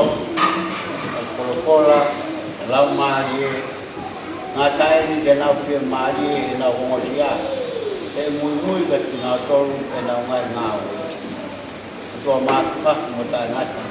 O ke tule ke mo mo mate ngalo opo ka tena alcohol ko tope o ke apio tena ka mo ko at tu mo ngalo de o makora ko vai o ingi sila mari o siai makore ke paki o mori ke o se ngala ko Jesus Cristo o al ai o apio mo kule ka mo ko la mari mani oni o ko de ka ta na ta na Waktu tabu sesu, saya bangga kekayaan hala, tutu sepo, eke galo kemai, kalau bukit silau mari usia ini sekarang kerja atau film nak perikatorio, nak tohati mari. Waktu teman dalam mari mari.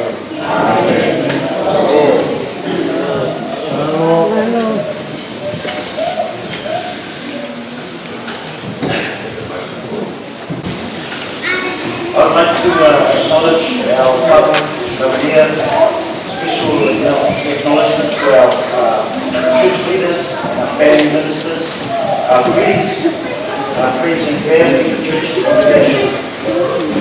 On behalf of the family, we'd like to express our thanks and our gratitude to our congregation, to our church, for attending our service this evening. What a beautiful service that we had. What a spiritual feast we had. We had our Catholic rosary, we had our Wesleyan hymn, and then we finished with our Anglican message. And we're all one family. We all serve the same God. Many different roads, many different churches, but one God. Amen? Amen. So thank you very much to our family ministers for your message this evening. Thank you to our Catholic family for your hymns and your psalms and our rosary. And may God bless each and every one of us. May we continue to be filled with spiritual enrichment to continue the journey, and especially in this time that we remember our mother Siahi. So on that note, I think we've enjoyed our spiritual meal, and now we're going to have a physical meal. So both have to go hand in hand. Spiritual help the physical help the spiritual. So on that, maybe we're just going to just sit and enjoy our talking amongst ourselves. The family is just going to set up for 10 minutes, 10 minutes, and then we can enjoy our meal. But I'll tell you what else, we have different churches in our family, but we also have different ethnicities. Our whakahu here, she's a Solomon Islander. Myself, I'm part Samoan, part Tongan. So, how about we try to learn some of our other cultures tonight? How does that sound, family? Yeah? Okay, so while they're setting up, we have this little thing that I do. It's called in the Samoan culture, whako waki. So what happens is I say miri miri miri, then I say lua pati, tolo tolo wha, and then I say hey hey, and you say ho. Okay, we try it? Shall we try it? Okay, all right.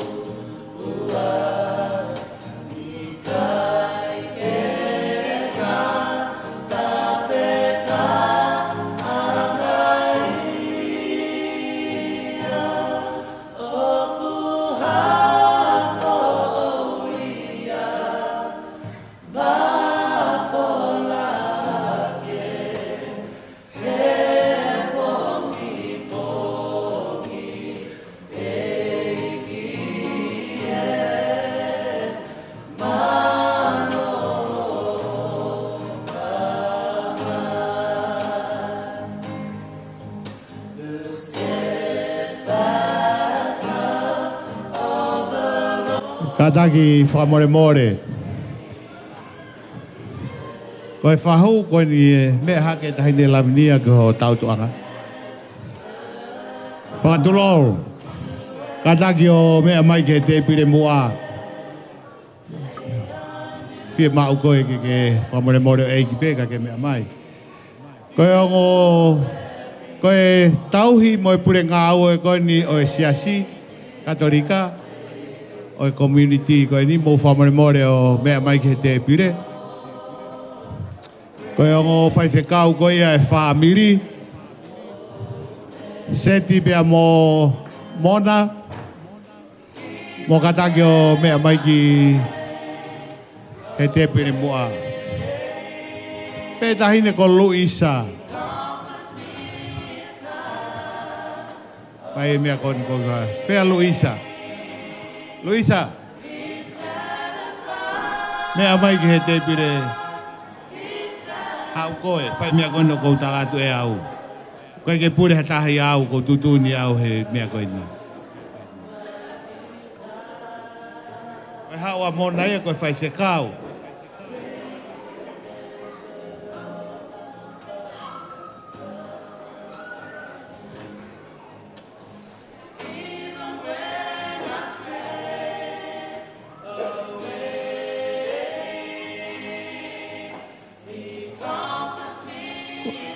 Kata ki mo e tauhi pe mo e ure ngawe mo mea mai ke te pire.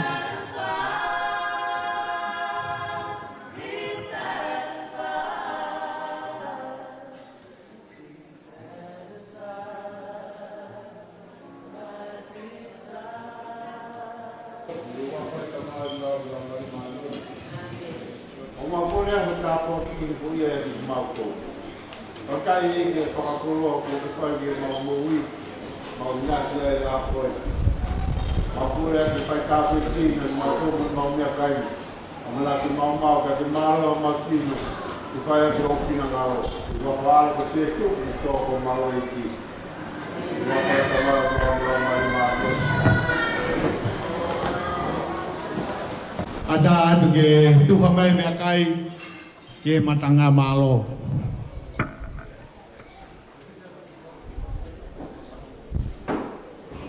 Isi Israel.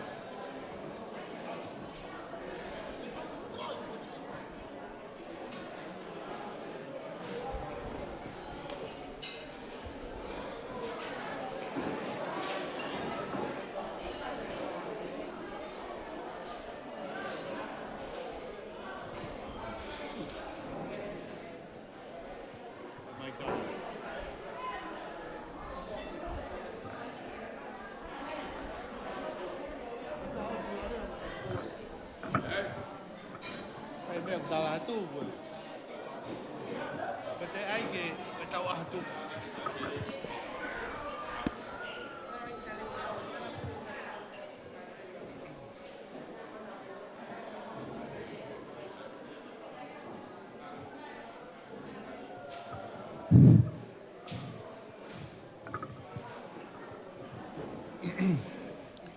Kau ni u fatu lo wat.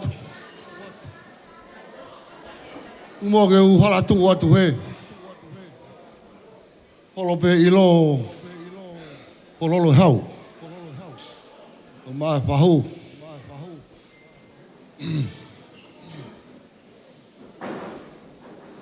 O me na ula be ai ia siahi. Ko e fai fatongia. Ka nau koreanga po tu huo. O kungata anga pe ia. Te kosiahi. O kou whapapa au puto ki ai. He kou anti ia. O sio atu pe. Ke hao toko ua. He kau ke hao. O kulu e koe kou mo tangutanga. Ki he ni.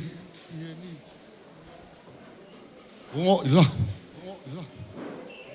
E au he motuani. Ai mea o kouna kei au.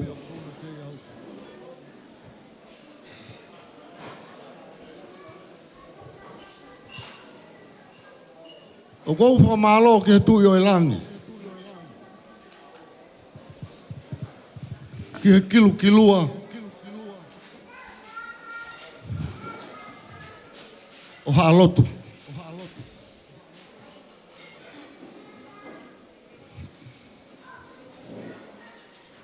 Pololo hau.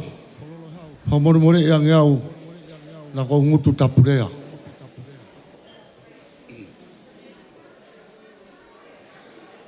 Tala no pe aku unga he family ko ni.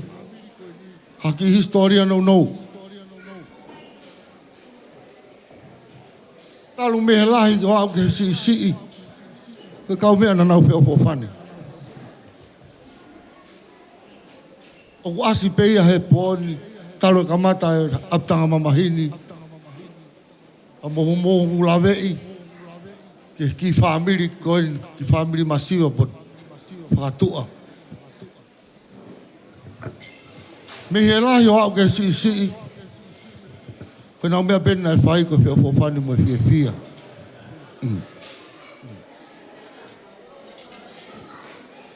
Ko kamata mai he tai nimi ai whaamirini. Ko haasino mai ko where ka whai whikau. Tu keha a potu i huo tapu mo koe. Koe tamai na awe koe ke muaki. Ke aru ki sato tai. Ke ne kamata i mai lai ni.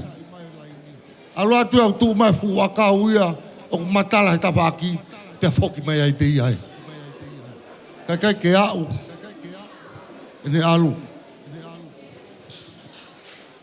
Ke lawe i pe pololo hau.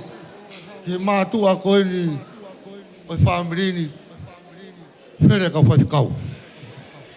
Kai ke ngata he kau whai kau. Pau nau toi o mai ka kai o whakatolahi ake whaamiri.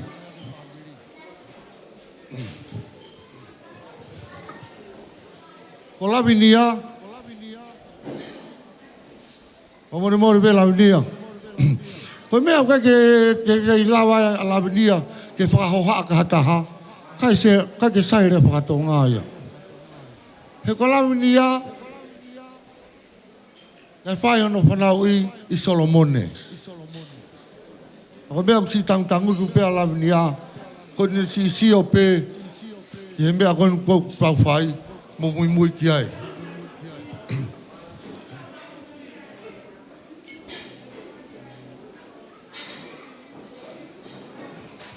Pololo hau. O mata tau feiva he whiawhini. Pau whiawhia. O wakai atu ke te pire. Where whātu whāwhine ai. Ako mea ko hanga ko me iri whia he rea. Nā oharange ko na hanga o whikau ke wala tangu ki lalo. Ko hoku hingoa to tonu. Hingoa me rei mātua. O sione amanaki le rei ki he lotu ki te au. Nā e awe awe preunga o ngahi. Ke whakalahi aki, ai whai whikau koeni o ku Alamona. Peau toi hola peau ki api. Pea au mai ki he konga mai ki mui. Ka nau toi ofa peau, toi mui mai peau nau tua. O hau rewa ko whatongia peau o kuko hau peau o whai ai whatongia. O e pui koe a tangata aiki ko ni koe. Tangata aiki pene tahau toe i he mau whaamiri. Ko potui huope. Ka kuneanga peo si ngahi mau tolu. Te pepe kwange mau tatau. Ka koe uhinga koe mau tamai pene tahau toe. Ka whaki koe preunga os. Ka whaki koe ia mau tolu os. Koe fofonga penu toe. Ka koe mea e peia. Ka rea pea me ta whaki koe me ta whaki koe. Ka ia tahe tokang ki ai. Papa no koe tangata talahu ien ke no whatu whapine. Oku mari pia siahi. Mari pia pia awea. Mari pia mololohea. Koe tangata talahu. E ia e aho. Tene ilo ai. Ha more. E kau whapine koe. Koe ai potu huo. O na ke whoki nusila. He ko whanonga telefonia ne nai. Na e tā mai ono hoa ke whoki ange. Tau kore ang kia ke kino whanoko pe mua hen ke osa wha i pō o siahi. Hai toki alu. Ako hono mo o ni o kupure mai anu sila ia. Ako opa mai whanau. Ko whamopuna tahi ona ai hata hanti kite. Tuke nopo pe heni. Unga pakana hano aho ta malolo hen pa tau tolahi heni. Koe alu ki heu ka toko si ia.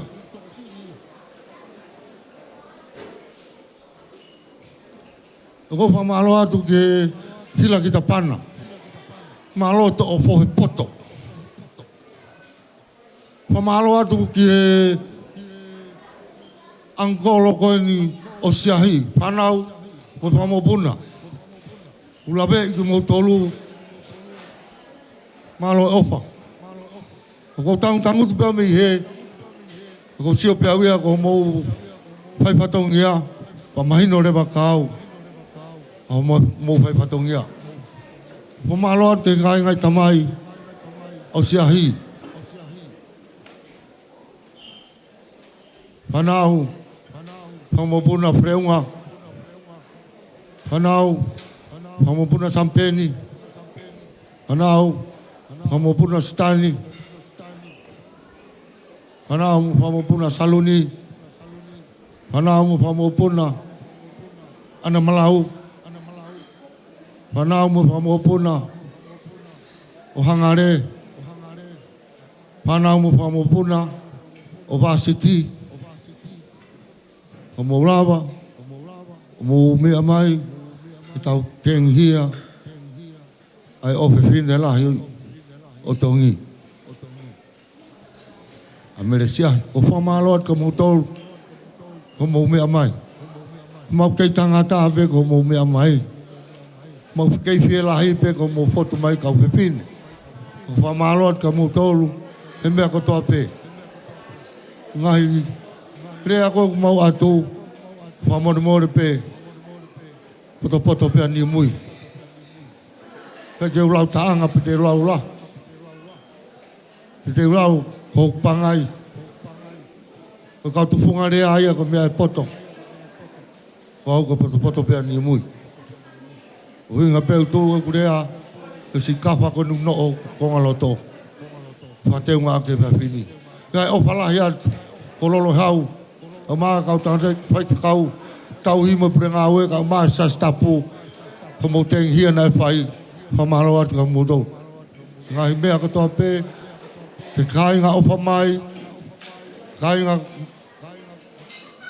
whamiri, o tai whamiri ho mo opa mai, whamalo atu. Pamalo mo gen ke whanau a manu. Pamalo hen ke whanau manu. Malo au pute opa mai. Ko lawa tau kai whatong ia. Oa nā tuku he. E kei tala tupe whatong ia ke mou mea mai ki ai. E tau mea ai au ai. Tau turi pe. E mea nai whai he tau whanga kui. Pe opo whani. Hala pe au hau pe. Mea katoa pe. Oia ko opalahi atu ka motolu. Opalahi atu hila kita pana, malo au pito, si pamatavela, lawe ai, si family koen.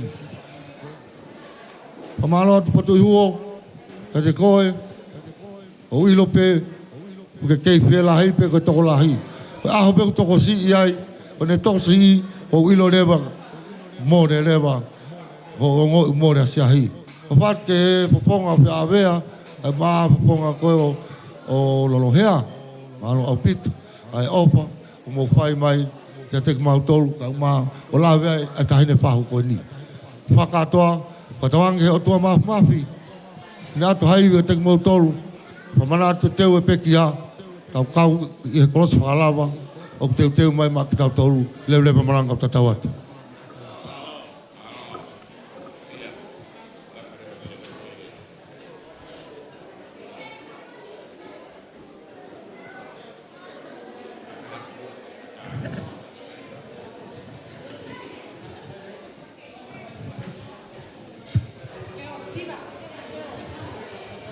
Whakatulou, pia moe sila, pia moe fuka o tonga. Kai ata mua, ke uhua aki a eku ofa li oa. Hei kai te ulawa ia e au, ke ulea tatau, ki hok tau ke te hipoko ini. Kou kore, ke whakatulou atu pa moe hao whanga. Kai ata mua mo oku, ke whai a hok whatongia. O ko whawhawhonga atu heni. Ai whakamalo. Mi he whanau paea. Kia ngai kupu kotoa pē. O tau kau. I poko indi. Uruaki o whakamalo. Ko whakamalo. Kia whahu. O mea whaka eiki. O mele siahi yang. Whakamalo atu heni. Pia moe whanau, kia te koe. Ko uhi ko holoto ma ulalo. Moanga lelei. Ka ke mea mai. Ke tau kau ngā kau whakataha. Ke whakalangi. O tau kete ko ini. Ko ki whakamalo ko ini. O kia e ki koloa. O teu he whanau. I he poko ini. Koe whala, lanu pelek kala. Pea moe ki ngatu, lanu enga. Pea kufungani aki ia, ai ki konga kie, oku lanu e malata. Oku hiki kotokotoa ia, whakataha pea mohono kato teu. Pea mohono ngahi whakananiwi kehke, kai whakataumuri aki, e ku bea whakafonua. Koe kapapulu paani ono. Hiki kotoa ia, koe koloa, koe whahu o poko di. Lawi nia pālawi, whakaosi pālangi. Kataki tukuia ki loto, katau hoko atu.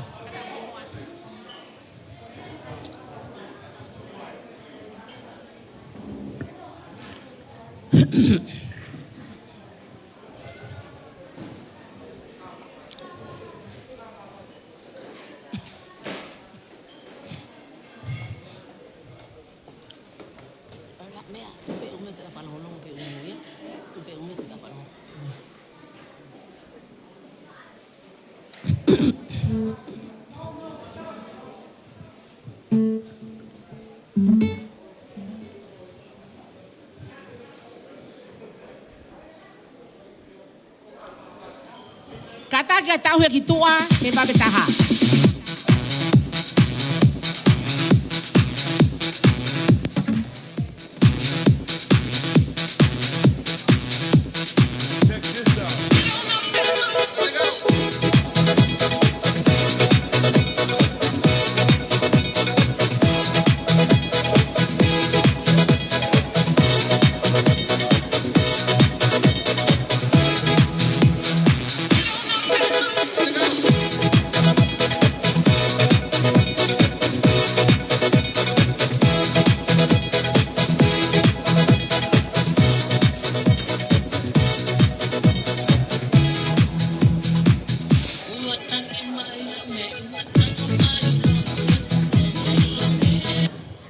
Koe koloa hono hoko, koe whakamalo ia, kia hou e ki, whakatulolo, koe uhi ko oanga lelei,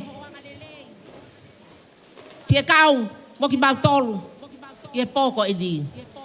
Oku honga, ki hoku loto, pia mo whanau paia. Ai ofa, pia mo tau anga, mohono ahia maupe, ai kaunanga ko indi. Talu mehe aho, nane ihe mohe ngai, o whainga tā ia, o au, ke pō ko indi. Paku honga ki ho mauloto, pia mo whanau. I kai ha mea e mo ua, ke whakatatau aki ai fia fia, pia mo ofa, kua whai me ho mauloto. Ko kif, fala, lanu hina hina, aofi aki, ai ngatu lanu siliva, pia hiri ki ai, mohono konga kie, whakangalonga ta. Whakatahaya, mohono kato teu, mohono ki whakananiwi, whakamuri tuku aki, ai ku ki kloa whakawonua, ko ka pulpa ane ono.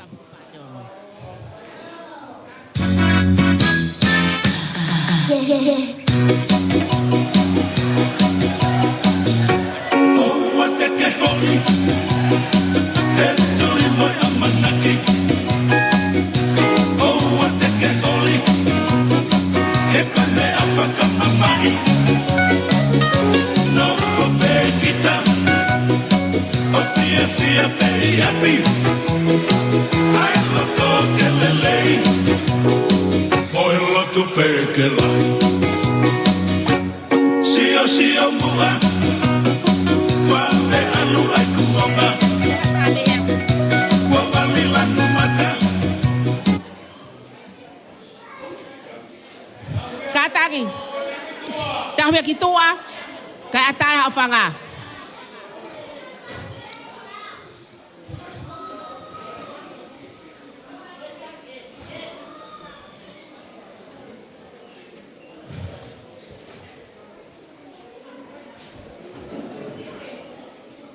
Koi koloa.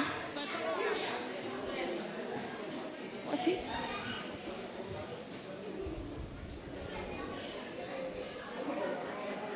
Koi koloa hono hoko. Koi koloa ia. Ai fai whekau. Seti la tu. Whakataka mo whakamalo me he whanau. Koi koloa ko ia. Ko fuaki a koe koloa, a e whalata piring perila. Kataki kai tai maa whasi, koe koloa koe ni. Koe whala awhi, pe mono ki whakara niwi. Ka wai pe, ka mo ki kroa whakadua.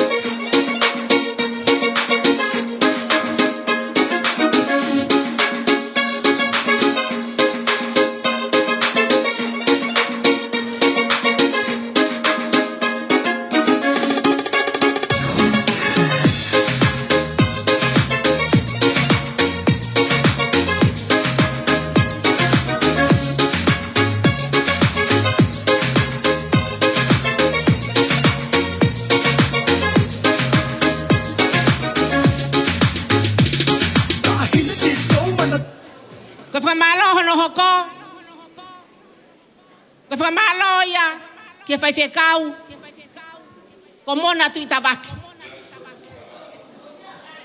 Nā le soni tui tabaki.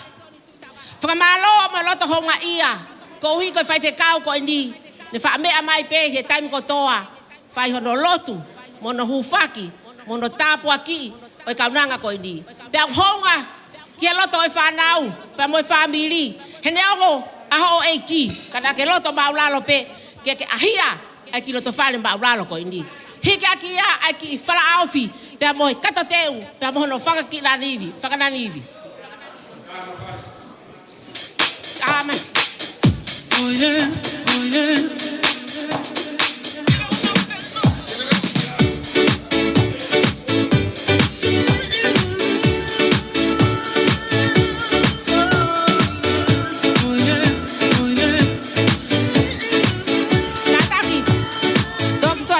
Ni.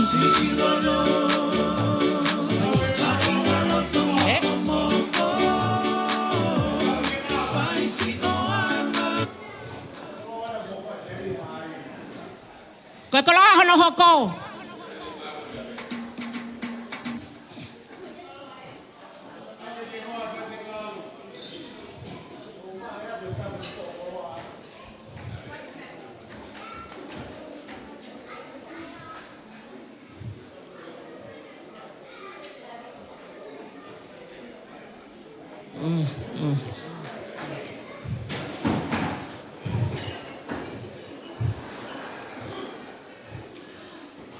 Koe ki ngā oto ota oku hoko. Koe whakamalo ia. Mo loto honga ia. Ki whakamoko puna. Oi mehitanga oi pekia. Sia yang. Whakamalo ia ki whakamoko puna. O wheleunga tui tabake. Na mo fia ma ope. He taimi kotoa pe. Koe ngā ue e whiwhine koe ni. Ko no whakahiki. Mo whakalangi ki mo tolu. Pea mo fia ai. He taimi kotoa. Paa kou tui. Mahalo ko ne ngata pe eni. He koe ke taha bau koloa bato. Ke hoko atu. Ka ambui. Ka taha fasi. Pea amu ka kifala afi. Pea mohono kata teu. Mono whakananivi.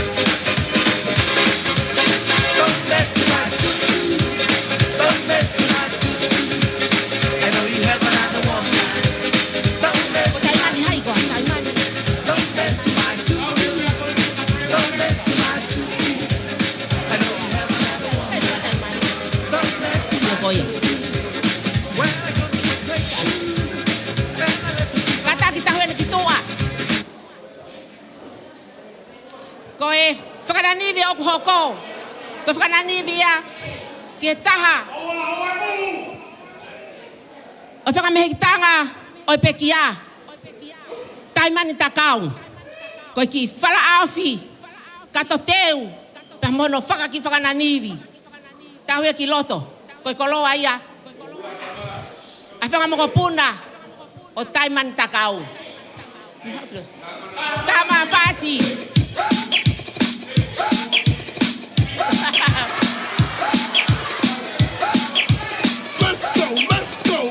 Let's go.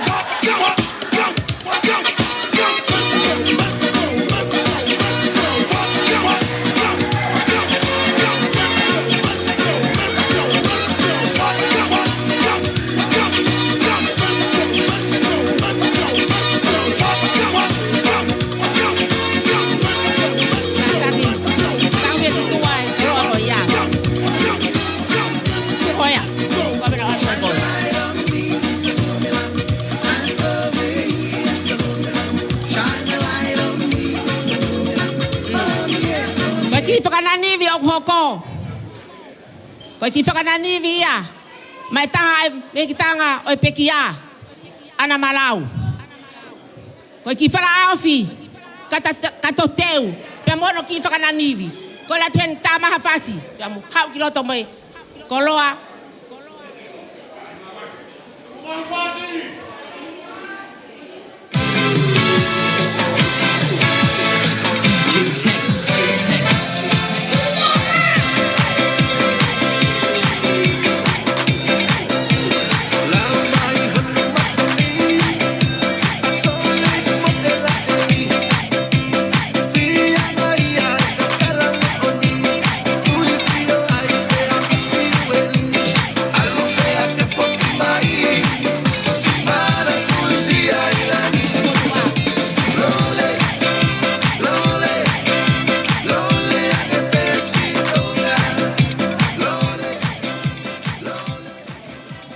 Motua.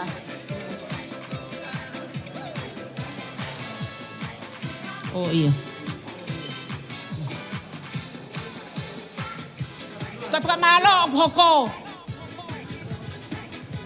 Koe whakamalo ki ulumotua. Isileri. Salundi. Pea mono whanga moko punda. Malo e ngawe. Malo e tuta whaaki. Malo e kātaki lahi. Whai mai e whanonga o mea whakaeiki ko e ni. Pea o honga. Ki o mauloto. Ai ofa o poke whai he tau whiohi. Tā maha whasi. Pea ami ki roto no koroa. Ki whakaawi. Pea mono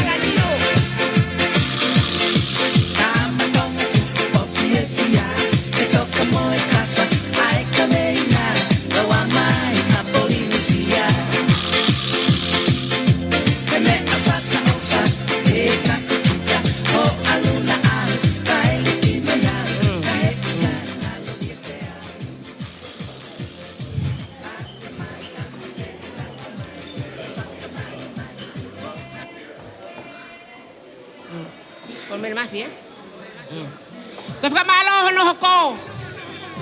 Koe whakamalo ia. Kie whanau. A Paula Sampendi. Koe tahaia he whakatamai a pekia. Whakamalo at te motoru. Koe uhi koe tau kau whakataha. Pia moi tau wanga. Kua whai ma ai pekia. Lolo tonga e tau whiauhi. I ngahi aha koe ni. Koe ki whala awhi. Kato teu. Pa mono whanga ki whakananiwi. Tai mua whasi. Tau mai tau.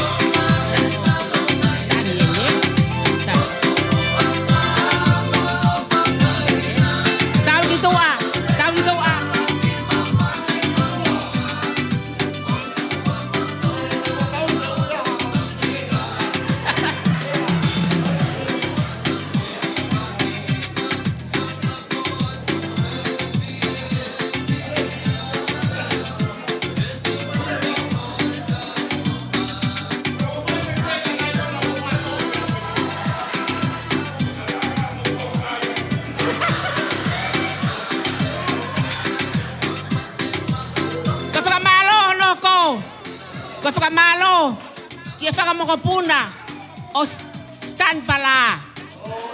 O ponga ke o mauroto, ai ofa, pia moi tokoni, moi tuta whaaki. I kai a mea mo ua, ki whala awhi pe, pia moi ki katon teu, mono ki whakanani. Tai maha paskata.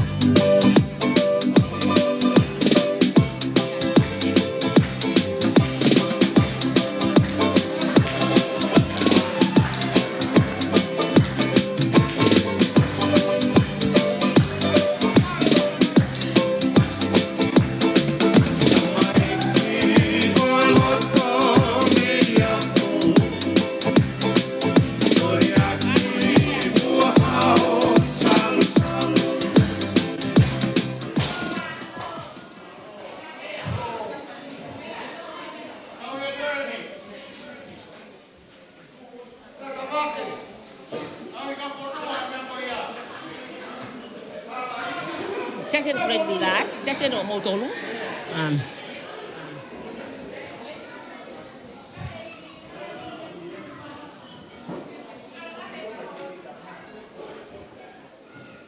Koe whakamalo hono hoko.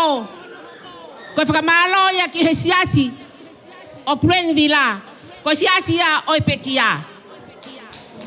Whakamalo, mo whakamawai ai Pekia. Pea mono kai ngalotu. I e pōko e ni. Fia e whanau. Ke whai ha whakamalo. Kia teki mau tolu ko uhi o honga ai tauhi. Pea mo ngau e whakataha. Ko whai mai kaunanga ko e ni. Kaya mea mo ua. Ko ki whalao whipe. O omi. Ke whai a ki ai whakamalo. Me he whanau katoa.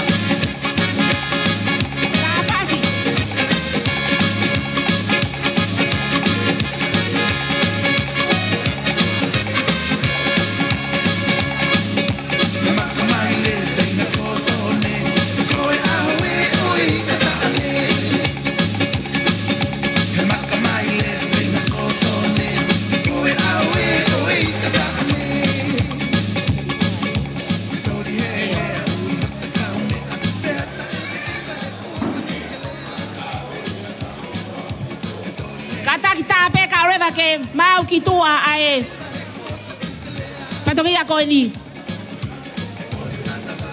takela buhau bisi ta me pe pas ka ke mau ki tua patongia ko ni me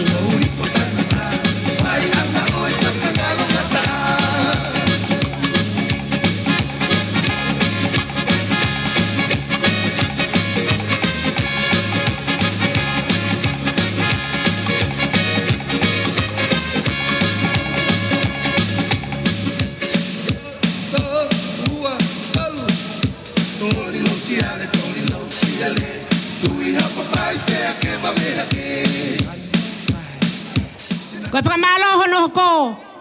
Koe whakamalo e ke sia se o pelu moa. Sia. Ke sia se o pelu moa. Koe sia na e kawai. A wenti. Pia mo wo. O honga. Ki hango matua koe ni. Ai tu tafaaki. Pia mo tokoni. O ku whai he ki kainga koe ni. Tuunga. I he whae fita koe ni. Whawhawhautai ofalahi. Me whanau. Kaya mea mo ua. Koe ki whala awhi pe. Pahamono ki nau ke whai ake whakamalo. Ko ia pe. Kata ma whasi. Kea o me tau. O whaki loto.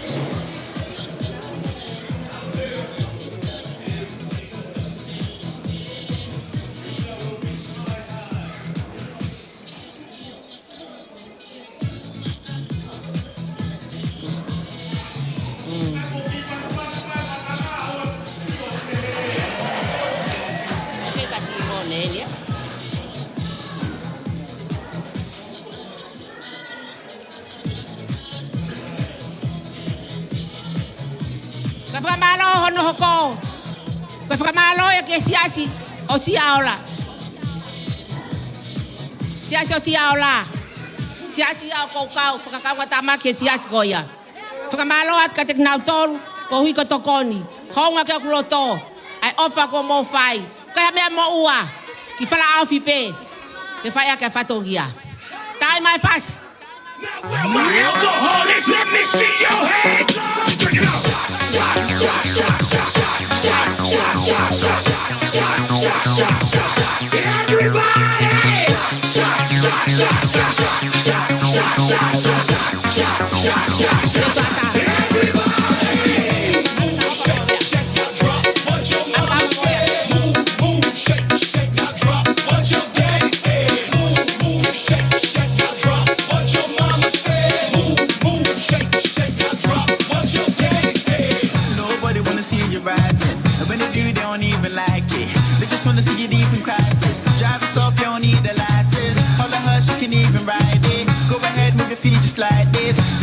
Koe whakamalo hono hoko.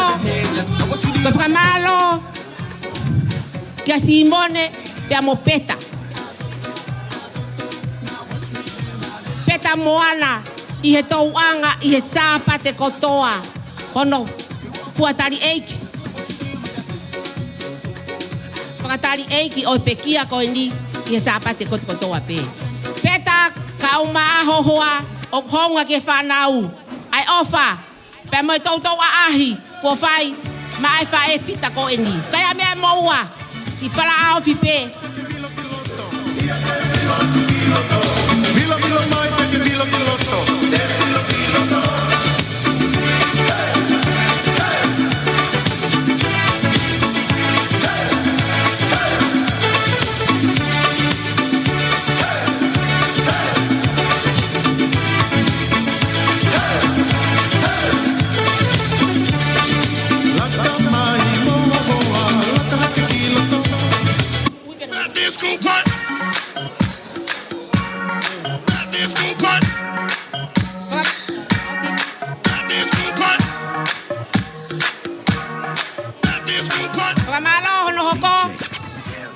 Koe whakamalo eni, ke whanau, ai mehe ki tanga, o whanau o pekia. E ki aki, une iheni, ke kau whataha mok tau toru. Kaya mea mo ua, ki whala awhi pe, me moi ki kato teu, ke whai ake ai whakamalo, me loto o whanau, boi ho ua ia.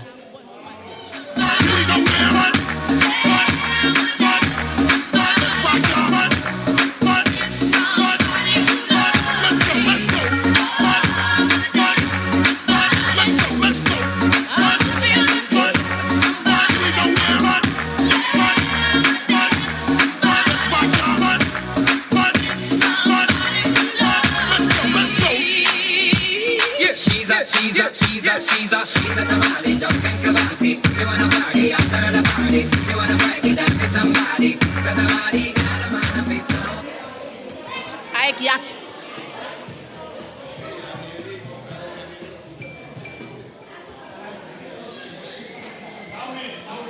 Kiak.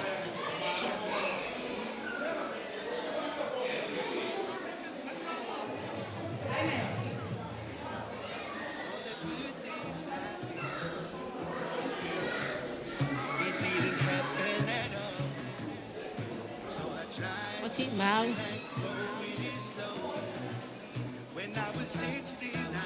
Koe koloa hono hoko. Koe whakamalo ia. Pe me he whanau paea. Ki he whanau. Koe whangamoko puna. Koe whae tangata. Ai pe kia.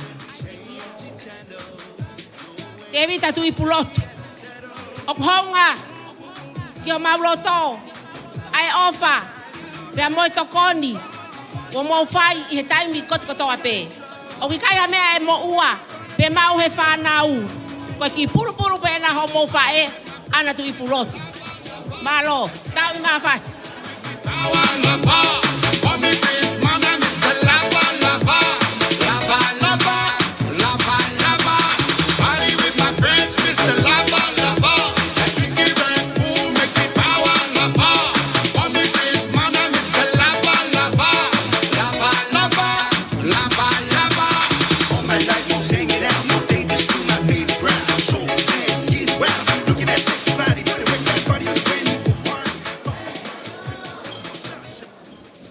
Kataki mai. Toa hui ta kola koe ni.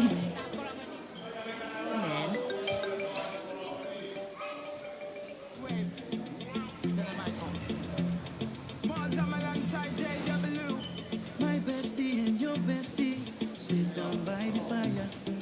Your bestie says she want parties, so can we make these flames go higher? Talking about hey now, hey now, hey now, hey now, I go, ane. Malo. Koe koloa whakaosi. Koe koloa ia. Ai whanau, ai whae tangata. Si, ai pekia. So si ua tu I pulotu. O honga. Kia mauloto. Ai ofa. Pia moe tokoni. Moe kakao mai. Me ngai poti kehe. Koe uhi. Koe pekia oe ahkoni. Ukaya mea mo ua. Ke whakatatawa ki o mo ofa. Koe ki pulu pe ena. Ke pulu ai homo ngai hoa ofa anga. One drop it, pop it low now, take it to the max now. Jam in this small jam way. Jam in this small jam way. My bestie and your bestie dancing by the fire. Your bestie says you want parties, so can we make these flames go higher? Talking about hey now, hey now, hey now, hey now. I go, ane.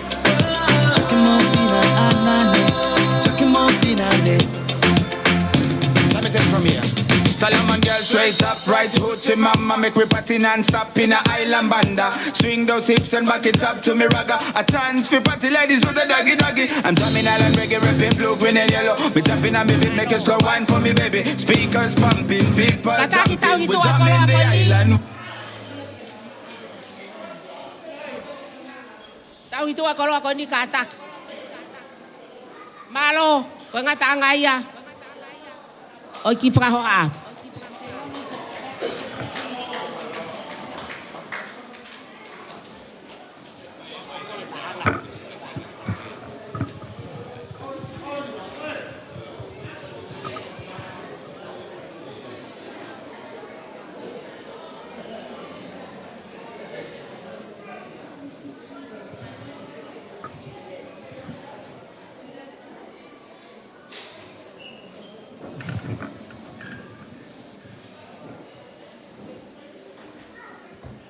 More atu e whaloloa. Ko koranga hauki mite nima. Ko malu atu e tala whakatapu. Wa whaki e pangai koeni. Ko kulere mai. Ko whai pe haku. Ko le whakamore more.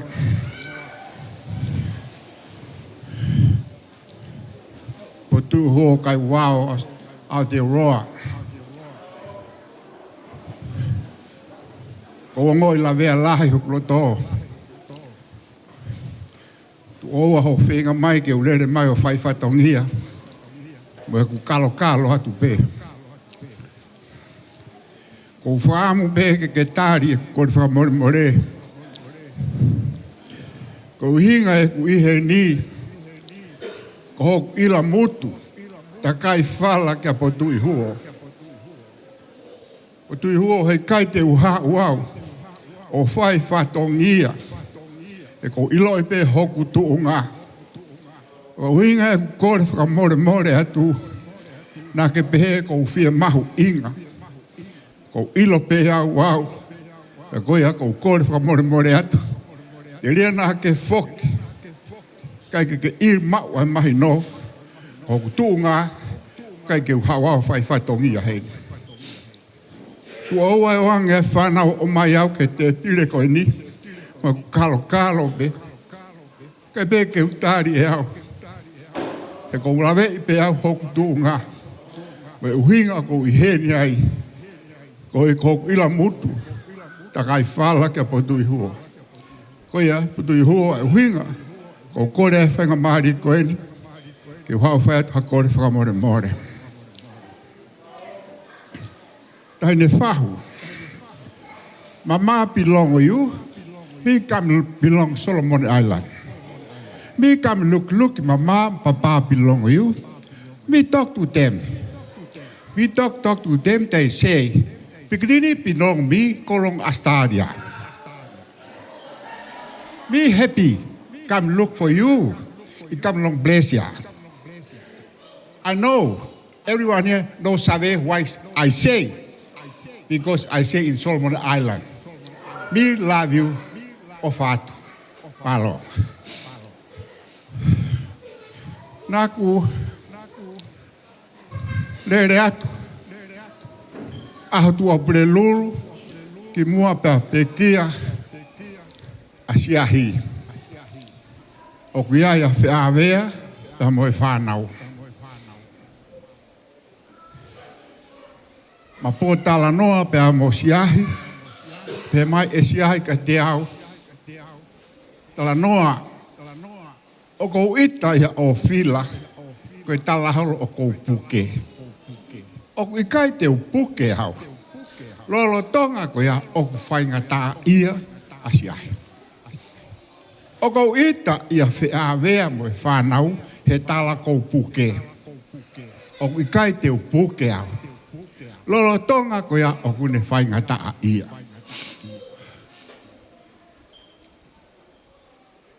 I he tui hatakalaua whakamui, ko mo ngā tonga. Whakauka mo ngā tonga, ke whakatuha laini fo au tui. Ha tui kana kupolu. Ia mau koe ai tui, whanofo o e tui kana kupolu. Pe hangai e mo ngā tonga o whekau e ne whanau. Mo tanak e ku koloa, e ku ume a tau kotoa pe. Mo o laku ke wawahi. Pai he whanau ai whekau pe nau alu. Pe nau whoki mai o talangi ke tangata e ki. Ko mau osi awe ho o koloa, o tuku ki he wawahi. Whamore, o si ki he wawahi. Talange rewa e he tui ke ne whanau. Ko mau si ai koloa ki he wawahi. Sai, kai ha aho, ko mau whainga tā iai. Kai ha mea ko mau whia ma. Tongai, ai koloa na e si ki he wawahi. Ko si ke wawahi ko mo malu anga ia. Rea nei whai mai e siahi kia te au. Tala noa. Ko whie mahari. He ko hanga o lulu ai tenga i he loto whare koe ni. Ko tenga koe ni o fōu ke hala ki whare lotu. Ke mo ui ai e whanau. Ko lulu he hala ke apia ko ke a koai e whanau. Ko lulu e tenga koe ni ke fōwai ke family.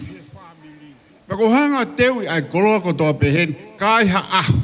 Pe mahino ke whanau, nā ku teui pe ai koloa ke nau mo uia. Koe koloa koe ai tui hataka laua, na e si ke wawahi, na e tunga e rea ai hingoa siahi. Koe si ai koloa ke wawahi. Ta koe mau anga ia oe mo ui ai whanau ai tui. Na e awe o tuku ke wawahi.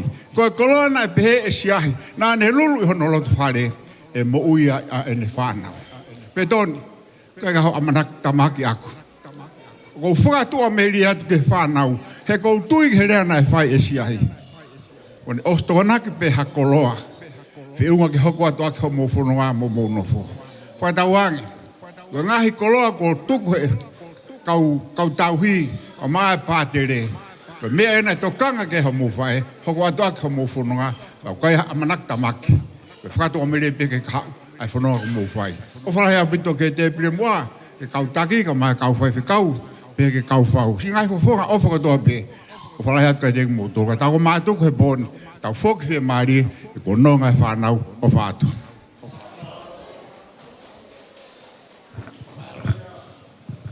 Lava. Lava. Koe lava, o ku lava pea veape, pea toi lava pea nauna. Koe whoirea lava, koe word of action ya. Mo tolua ke mo hanga mahi noi, whai whekau koe nai mua, koe word of action ya. Pea toi lava pea nauna, ai lava. Ahoni, lava. Pea koe lava, o kehem he osi. Ko lava tu ko whai whekau seti ki ono nofo anga. Kau ki ai te whakalerei ia. Me e ko te ke osi. Ku lava ka atarewa ki tau tolo alu. Ko manatu. Arange lahi e tamai a sambeni. O mai au ki tonga ke wa o ako. Pea ako raki hure wa ako he apia koko atere si he lautohi puri anga. Pena ma wako whakatai mo ki tama ko lava. Ko ne nauna e lava. Pe ko lava, hufanga he whakatapu. Na e piko e kauwa e taha, pe piko mo e kauwa e taha, pe uire vai ko e hape. Pe ko lava nauna ne hape. Lavinia. Pe ka whakatuloro. Kamai o whai whikau. Luisa ka ki mau tolu o toa whamiri pe beha o taui. Ko la vei. Ko lava e mea kotoa. Tāru pia mehe. Tō e pouri koeni. Si o mauloto whare.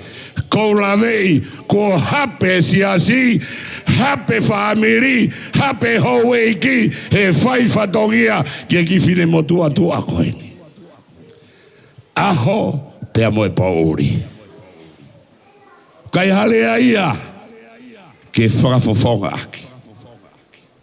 Ai whakamalo. Tuku moe whakamalo ia ke toku whai e ulu motua. Ka kou repa bebe he tawhaki o fie fia pea mou maafana. Lavinia, malo mo siahi o whahu ai. Ko ostala to tahe whahu iau, kai pe ko kiwhutuna ko Luisa tui tawake. O ko to ei pia ka ke to pi au mosi. Ko siahia nai ofa tatau pe ia. Ko au ia ko fili mana ko pe au. O kai ke aino a ia au ia hoku whahu. Pea kai maua Luisa mo kiu e whahu pea hila ki tapana e mono familia te au.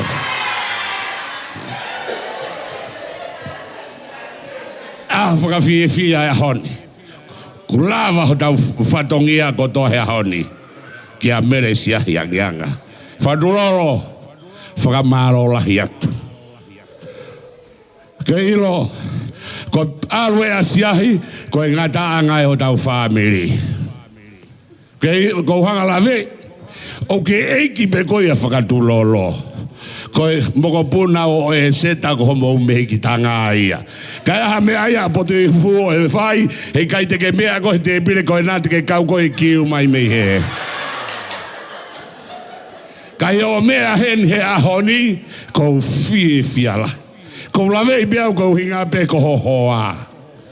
He ko wha hao mai ko hohoa mo o ta mai whewhine, kai ke wilo po hai kulahi a nau dolo. Ko pehau ko ori o sisi ta. Ori whakamaro lahi atu. O mau ngari poto. Pe mau ngari eike a honi. Kwa kia hau eiki a asi heni. Pe kua ere au taka e whanua. Ngari eiki pe a tau mea. Ka koe mea hau eiki. Whaduloro ena. Ko wana i au wawau he a honi. Ko whakamaro lahi atu. Tuke o tua ken tok whakau atu. Hongo tauhi. Ka mai pure ngā aue. Si. Hange ko ulawe ane pō. Kai ke utoi toka ngā au ki ai. O kai ke wiro apu hame mo to he la he lotu. He mo skore matoka maria ke whakamore more anga hala ya honi mo hanga hala ne afi. Pehe fai anga hala pehe mo tolu ya tauhi. Pie ambo motol mo no ai e no fo pe Maria metafaki ke fai o mo fekina. Faga fie la he ahon. Talo e to e pouri koeni, mo tu ta faki ai tau hui. Mo pure nga we mo ki kai nga lotu family tabu o a mai he fia fini. Ka u faka o fai ha to fe fini asia pe ko ne alu mo no fo ai fe. Beko fo tonga he mau no fo ko siahi pe mo lolohea o ku he hona halao alo katolika. O ku he pe lolohea ya nga hala lau pe ko lolohea ka kai he ku fai pe Maria ho faki. Kai o fai pe tuku pe ko ga tuate ke to fare mahaki ai pe. Kai e mau ha fai nga Mario ka kai ke na usio ke to ke ta ko to apoin pe ai tuate. Whakakoloa e ahoni. Se haisi i kau mā petirisi pe toni me whanawa si ahi whakakolawa mea kotoa. Lava ho mou whae, lava mou whadongi a whaka ofa. Pea koutui nai tonu ho mou ngahi whiri mari. He nai whakawhanongo a whaingata ke reo si ahi he nai sai ene mea whanongo. O ko tupu e tau poto, me he tau whanongo. Ke ware whewhe a whaingata o ku sai ene mea whanongo. Whaingata a whakamaro lai atu ka te koe. Pe hange whoko Caroline. Caroline whoko ki tahine ko loea. Pe nekai whe familia muhata. Mai no? Pea Maria Malomo Albania. Kwa ki whe mau e whainga ulunganga whakapoto ia koe he pure angatonga. Alua family mo fu papalangi pe ko hai hafu eni molo te ne tanu atu ko ai si o ko miani na fai e si ai pe ma muy ki ai alu mo tu wa poto ke na malo pe to kitanu ko e to kitanu e fiafika hatu ke ho puha ha fai toka Caroline ko lave i lava u mea ko ni ko tu ta fa ko mo hoa. Pea ku moto au pito a ngahi konga la lahi o toho tau whatonge. Pea ku tu fie ai. I ko lawe i foko si ai si. Ne kai ke si ako. Ne ki mo uno fo a pea whakawo ia. Ne kai peke ha California whakawo. Mai, pea ko na Maria na wana i whakamātua i pe ia. Ko heneri i pe ia na e area mo i kainga. Na kai lava uo i area kasia. O ku taere ai pea uo ia he ahono na loto whare. Pea i ku pea uo ia noa ko ka ke lava i area. Uo, whamaro atu ka te koe. Ko taere a homoloto whare ku lava i ho tau whatongia koe ni. Neki whaamu peke mo ki te beiti. Ke futai ti beiti pe he. Whauri a mon. Malo pea pea mo siahi. Malo mo whakawo ne tari mai koe mei niua. Ke mei toho whiri mariki niwe. O whalahi atu ka ki mautoro. whakamalo ke e ulmotua e Isileri mana tui mau peko mea whakatonga e ni o te ke whaha wei whakaha moa e tau mea peko lea ku te lea mai ke tuange ko a whakanisi pe e te haka kai ke he ko tau whamiri pe tua o mo mai mo whamiri e mana ko whine o mai pe o le kakai Isileri ko fiala whakamalo at katiko Isileri ka ma daine ko mere mafi fa fonga mai family saloni ba ko nau si hoko atu e vea o amo ate ke to pehe ko ka ma o fualu ko si ono ngata os mahino ya ka ma tolu ba ke la ma fualu o gure no ai a pe ko ke hame ko ta ya fa na wa ko ini pa na ko me na o anga ko na hanga he tu yo ahoni o to mai masi pe mono tafaki ke franova no higoa pe ko mau ki fualu na mau ki fualu apitu hau ya ko ma to musambeni uta ko fualu pe ko faka higoa pe ki ai ele mata pure ko mau mai me lo to va o pra piuta mau fualu ko o fala hi at ka ko e keilo o ya ele taka fonua pe fonua ko no tangata ka gome ai mo futa o wala o tari ake kakai nege ma na hos mahino be matoria hoata mai ka ma winga ko ai hota wala he ko mata pure ko o tu i he honi fra malot ka te ko pe mo hoa e vea ko fia ko tala ke filmato ko sai ya vea e kwa ke ne mai hono hoa o ke alu pe ko mo ya ve tu holo ko to ape ta ko whakamalo la ka pauna ka ke mo me a heni e kai lava le u fatongiani ko whakamu peke whaka watu e ku fia si whanau me whaka hauku si o tō fia de ko urutea ko e pe me kāinga pe me mau ki mo tu me off na ho mai mo ma si se ke ha wefi mo tu ha uia o he ia ka lue ko ko e anga pe e mau nofo amadol ho mo o ai si o whakaanga, he kai kaha mou alu whakafonua.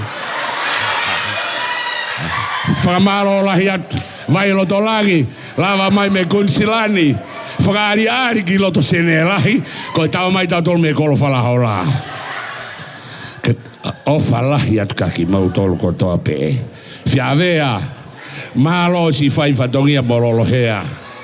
O to tonu ke motu mololo hea o whakamaro ke kakai ko ngata e tau whetawaki mo e whamire tau tamai mo e tau whae. Pea mo tatau ke aki nau tolu he kai te hata e to he horo. Ko mea weka hahau talata a lolo hea mo whiawea mo text my bay. Congratulations for dead. Come across your home. O whalahi at ko kua tu whiwhine koi ni. Ne na tu alua siahi mo tu tuku pohono poto. Ka koe usiata ko mo no fo. O ko mate ofa. Ake mate ofa ko mari he ofa ka ki mo ai taime. Maelo. Ka pai a folo e kwalo sio ko koa ko ofa mo mata. E kwa ke na talu beno nga sia fafanga mo keisi fafanga be mo fanau mo fanga mo puna o ko mari mate ai mo mari haga mo mari e tau hi pesa hi me gotoa seti malo e fai fatongia na upehe au ku ngalo ya koe ki tamasi tapu mo ko ki fe ka foi taimin ki tamasi kai tangi kai filifili ko kai filifili ve fai pika ana morisi pa vol lata ikunslani ka ke ha be mai ka sia kelo ko ke mi mate vave asia hi kokoe momoa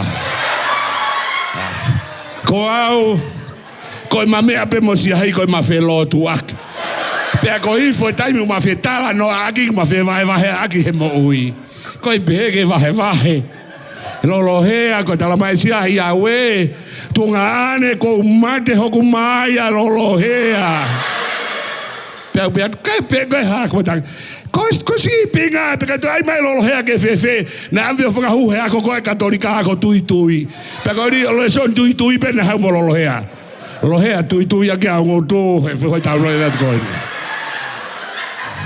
a hoine fia tauhi a hoine fia kwa ka toa hani e mama ko osi Ai mea ko lava. Whakaofofa mea kotoa. Si tu ko whai e pitirise.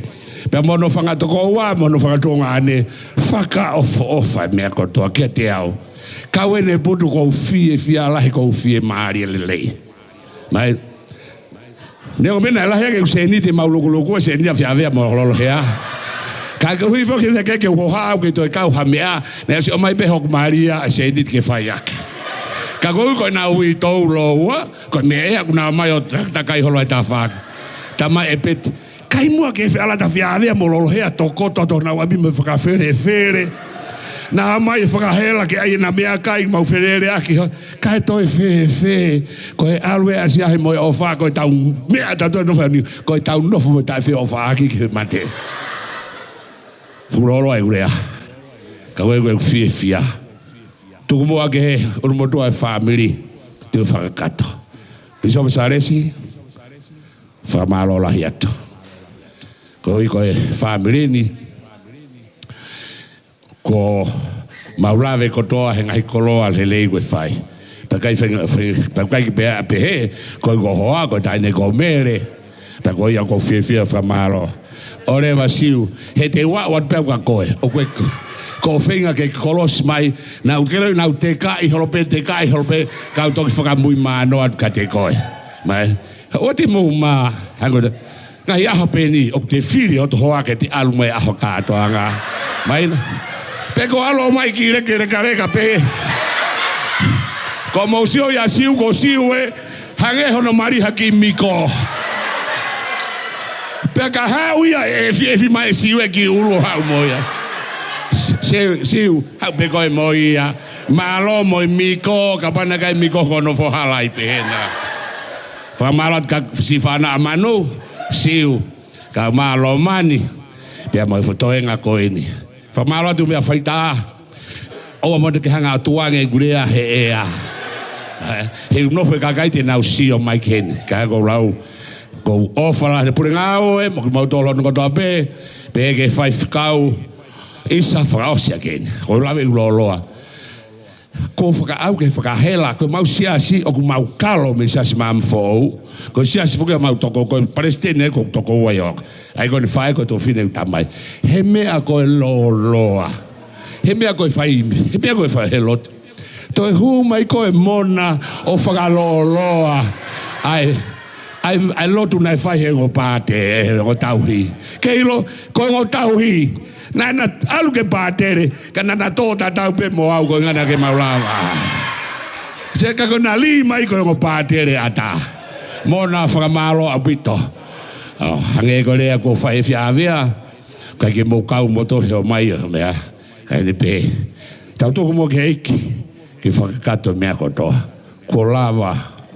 Sio mau whainga tā ia. Mau whatu. Tuke heo tua kene.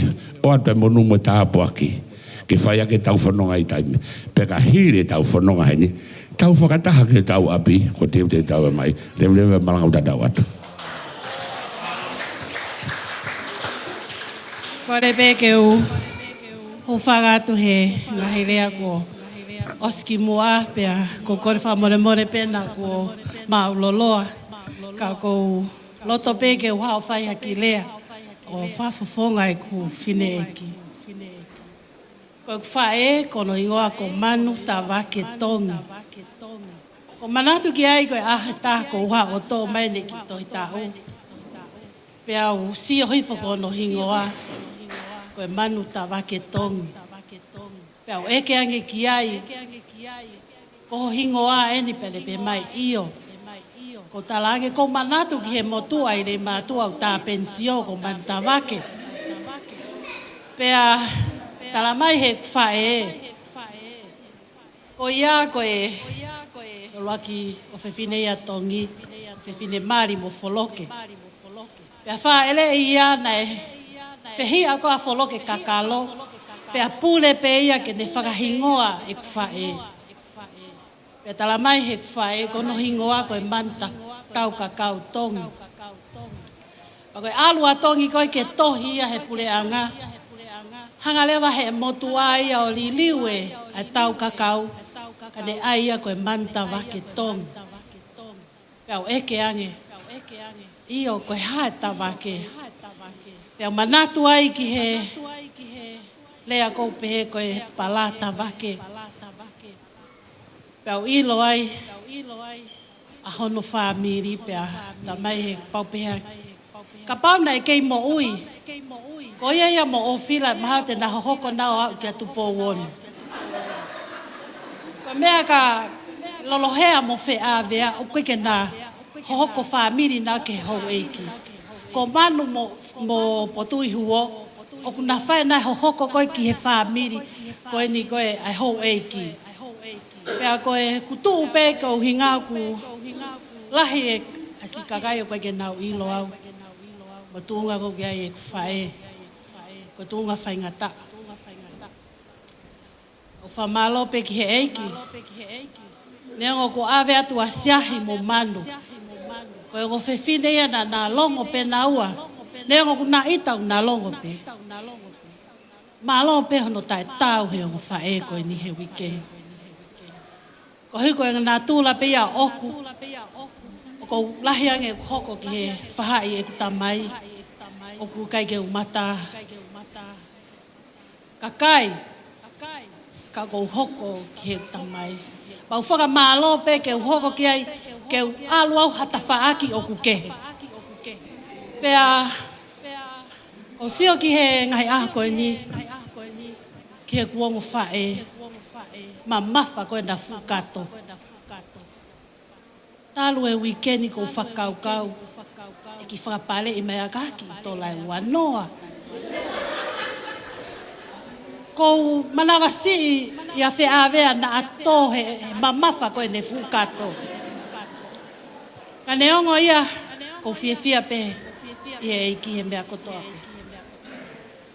Koe anga whoke tau mate, koe ke tau ilo tau toho tau whahu. Lawe a potu i huo ko no whahu he poni. Ko sio whiri ma o lunga pe tamasi. Ka kou kawau he kore koe ke katolika. O whamai kore at ka Maria ke mate pe a uhu. Ko hiuk tā puni whoke po tā ia. Koe kakai kong ne fie mau kai ke o mai teu tā utu au i mua. Ko au e teu tā utu koe mua koe i ai. Kai toi whai hano loto ia ona. Ko i ai potu i huo. Ko ofalahi atu kia te koe. Ko anga peo e fie hua. Ka koe tū peo e fia fini. Tau whelogo aki. Ia mou ilo mai tahine au a mani. Tahine lahi au a atongi. Tua o whātu.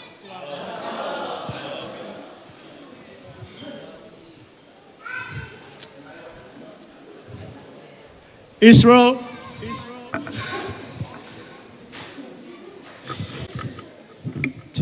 Okay.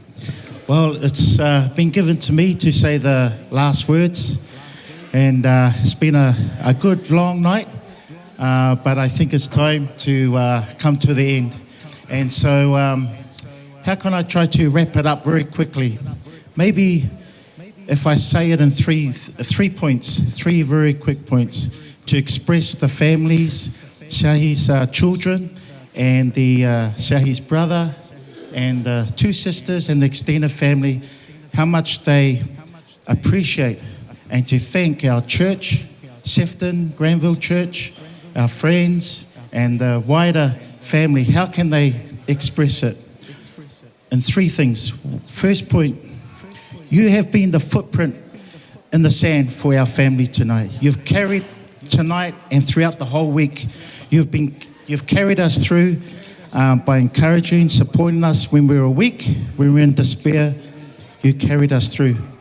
Number two, you've been the still small voice to encourage us, a shoulder to lean on, to cry on. And thirdly, you have been love in action, not just in words, but in action. So those three things I want to leave with our church, with our friends, with our family, and to say thank you very much on behalf of Shahi's children and the extended family, the brother and the sisters, for what you have done for us this week. Your time, your love, your patience, and your gifts. We are coming towards Easter weekend. And as you know, Good Friday, Jesus died on Friday. He was still in the tomb on Saturday. And then on Sunday, he rose again. So I think it's a good thing that we try to use that same thing in terms of us. We've been in mourning. We put our dear mother on the earth on Saturday, Sunday, Monday. Today is Monday, 3 days. So I think the time of mourning is finished. Would you agree, family and friends? The time of mourning is finished. So I want us, if we can, friends and family, we're going to stand, we're going to take off our ta'ovalas, and we're going to take off our ropes and our ta'ovalas, and we're going to say, we're going to be a happy family. We still remember our mother Siai, but we're going to continue on and praise God. Amen? So that's what we're going to do. Please, everyone, let's stand, and let's sing together. Ko sisu hi he family api fia fia. Ko sisu hi he family ko ya pe fia fia. Ko ya fia fia. Ko ya pe fia fia. Ko sisu hi family ko ya pe fia fia. Ko ya. Everyone, ta'ovalas. Time of mourning is finished. With Jesus in the family, happy, happy home. Happy, happy home. Happy, happy home. With Jesus in the family, happy, happy home. Happy, happy home. To invite our brother Seti, if you could just finish with a word of prayer.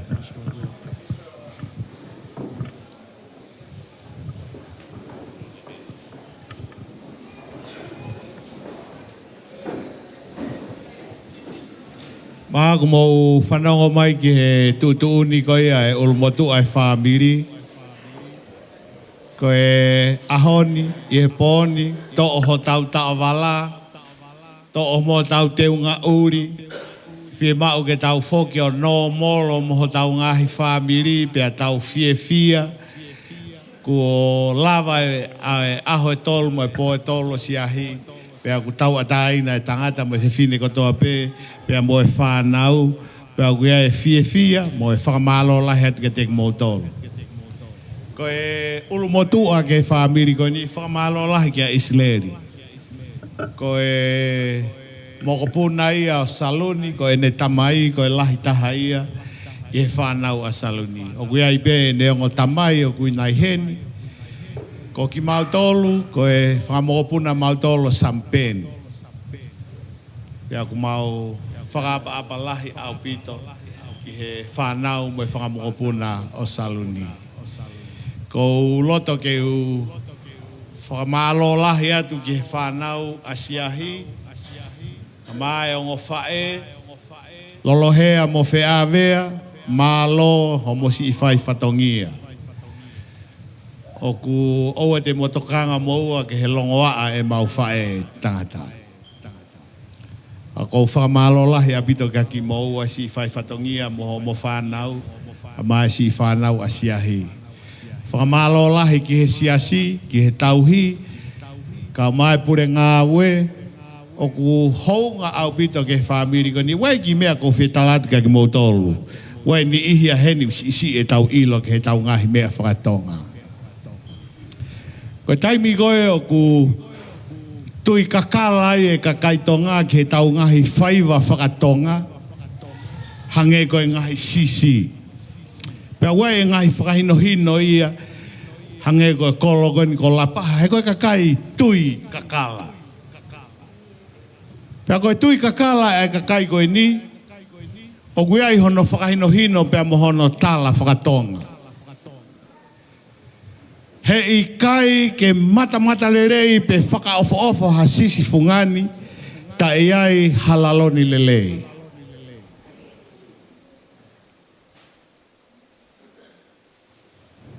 He ikai ke whakawhaofa hakakala tonga ia, i hana whakafotonga i hatau ngahi whaiwa whakatonga ka pau kai ke iai halerei halaloni o kulelei.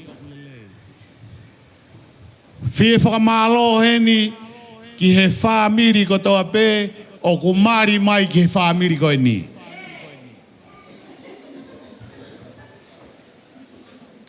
O kolota kei whakahaka ki mautolu, koe mari, o ongo whae koe ni, hona ongo whamiri. Koe whamiri koe ia, o mari ahila ki tapana, mari e ankolo koe ni. Ko whamalo atu si o mau hela mo whamata vela, whamiri koe ni. Koe lalo ni a kusinga lere ia e whamiri koe ni. Koe ngahi mare si whanau a siahi. Si nau whakamata vela. O ku mata lere e ki whanau koe ni ko mautolo. O ko ilo e whamiri whae. Whanga ankolo. E whanau a tongi mokalo. Whamalo atu ka te mautolo. O ku hounga au pito ke whamiri koe ni. O kou iloi o kumau ngari lerei, magatunga me he lalon lelei, o kulave monu ia e whamiri koe ni. Kai ke ia harea ia e whiunga, ke whamalo atu ke he siasi.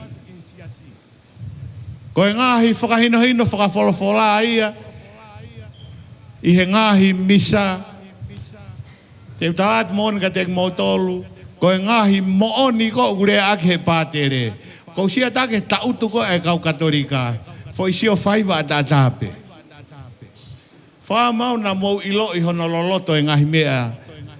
O e ngahi wholofola na erea ake he pātere. Kai ko hasani tungua. Ka te utarat kai ki mautolu. O kia e ki ilo ki he wholofola. E whakamatala he pātere e ngahi mooni whakaotua. O tui ki ai whunga waka koe ni o kou kau ki ai. Kai katoa taha katori kau. Ka kou mahu inga ia i he ngahi rea. O au ki he whakahinohino whakawholofola ne si whai e set. Koe whai se kau. Whakamalo lahi. Whaamu beo ku to'o hatau koloa mahu inga me iai. Whamiri. Whakatau ange pē tāpe kina ki mautolu he o tua kāinga off, whamiri off. Mo koe ko toa pē o kei hen. O tatau moe hae hounga ka te mautolu. O kou kore ha tāpuaki me he o tua ke whakakoloa aki homo ngahi tuku anga koloa. Hoko ate fua e kawenga i he lot, i he whamiri, i he whonua. Mo ngahi whatongia kehe, ke tau ofa aki ki he ni i ke he. O kua e rea Marie na e whai he tangata koko Winston Churchill. Na e pehe he tangata ko e ni. It's what we receive, we make a living of it. But life is all about what we keep. O whamatala tohi a ngā ue ki ai, i he rea ai whakamouina ne pehe, o kulahi ange tāpua ki he mea ku ke whoa ki he mea ku ke mau mai.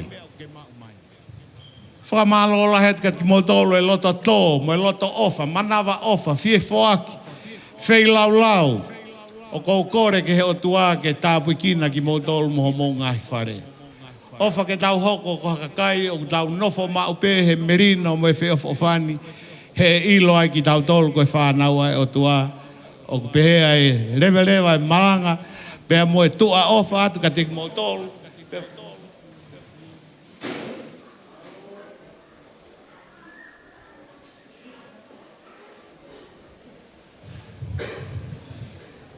Kore ke u whakahoko ata rewe ki i o wau koe ni. Koe ki te pire koe ni. O si koe mea e hou e ki pea mo e whahau mo e mea. Ka taki mai whanau koe e whanga ankolo a siahi. Koe ki te pire koe ni o kou whoake atia ma moutolu.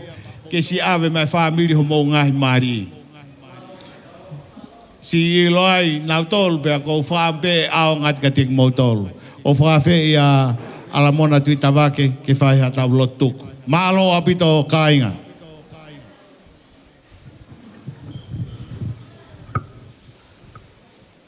kore ke u nga ki fa mari ko ni fa malo ragi be ke fa tablo tu ko loto be kainga ka mai family ke u hanga fa funga ya te fa hu we ai fa malo atu ko nga ko mo fa hiki ai ngai tunga fa family e fa fini ya fa funga ya tu ai dai le fa hu we dai le fa hu fo u le fa palangi pe pea moere fra Solomone ka koe ni ko hanga fra tonga ia tu e ne mea ne tala mai ka teo he matangu tu pea koe ko fra malo te ting motolu ki ka fra malo be ka siahe ka pana e kaya siahe ke hanga he ka tamai ko ni ofiri pa ta fra malo ki siahe ka ko fra malo atu ka ting motolu no e fra higi ki tama pea o mahino e tau feo fa aki tau tui pe koe tala ho tau tonga pe mo tau ilo tau nga hitu nga fa family koe go loto bege u fa funga ya tu ai fa hu pe ai fa malo ka ding motolu pe be he fa na wa saludi alo wa ugi he fa na u gon gia siahi atongi e fa malo to ding motolu ko nga go fa ki ko tau tango tu pe yo ku tango tu nga ba u sio be ka ofila o koe ke loto ke whahua hatangata. Pa ko pehepe e iai koe whotutua e kia he ke toi hala ia. E iai pe tai mia ko au pe toe heni. Pea ko kore whamore mea tu o whila, tuku ke uki whahu ia koe. E koe ngā he tātā pune ngā hi kawa whanua ia. Ka ko whamaloa tu koe ngā koloto lerei, pa ko tāria e au, he tai nimi. Koe ko... Whamalo atu ki a whiawea pa pe foki ki a lolohea ai whaifatongia. Ange goio ku mo hanga mea i koe whamiri paratawa ke o ku kei ke hoko a kei hakoloa pe koe mea ia koe ku luwai pe mea kotoa pe. Koe nofo koe whamiri ku maho inga pito ai kei whetā whea ki mawhana toto e nau ofa nau whanga angolo tau nau whanga tamai kau mau pehe ko toa pe. Pea i he hoa koe ni, o whiawhia pito ke whamalo te te motolu, ange ko whamalo na whae ngolu motua, e whamalo atu ke kanga loto. Kau tui, na e iai benga he mea ia, na te tolu ki tau alu ki ai, na e benga he mea na tau moua ki ai. Ka koe hinga kono whetaiaki ki tau tolu a kai o wha, ka moe kau ngā ngā oi whataha pang tau tui, koe mea tau hendi ai. Pea i he hoa koe ni, uki ai whamalo atu ke te motolu, ki he whaiwhakau, e pe fo ke tauhi e ngai whatokia ko toa pe. Ko loto pe ke utari e whehui nai whai e set ane nai he wholofola. O ku whama a popo pe ia ke whai vese tolu ke himi whātaha walu. Ko hai a sisu ko tau ofa anga ia. Ko hai a sisu ko tau malo hinga ia. Ko hai a sisu ko tau whamo ui ia. Pea ko tui, ko tau tari e whehui ko ia, ko tau wo ko ia ko mau mari ka te tau tolu ngai ta pua ko ia pe ko ofa la te mo tolu fa tau be ke lau mari o tua ke hanga fai ta pe ki mo tolu pe wo hulu hulu ai vai hala te mo fo wai e hoa ko ni ka tau toi ko tau ma tu ko me ni ha ke ko tu ni ai ulo mo tua ko ka ke te ai ha mamahi ka ko fia ko ia tau ke tau hiwa, ngai ves koe ni whātaha ni mā, ko mama ngā koe, si suwe, he la kulau maari e si suwe, neongo te po uria, he langi au fia, i mama pe kata iai, si suwe. Anga koe, si suwe, e a oho, lau maari e si suwe,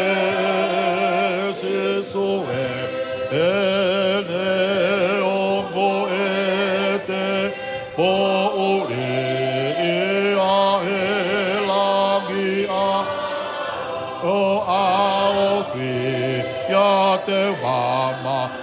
Kata ia e se soe.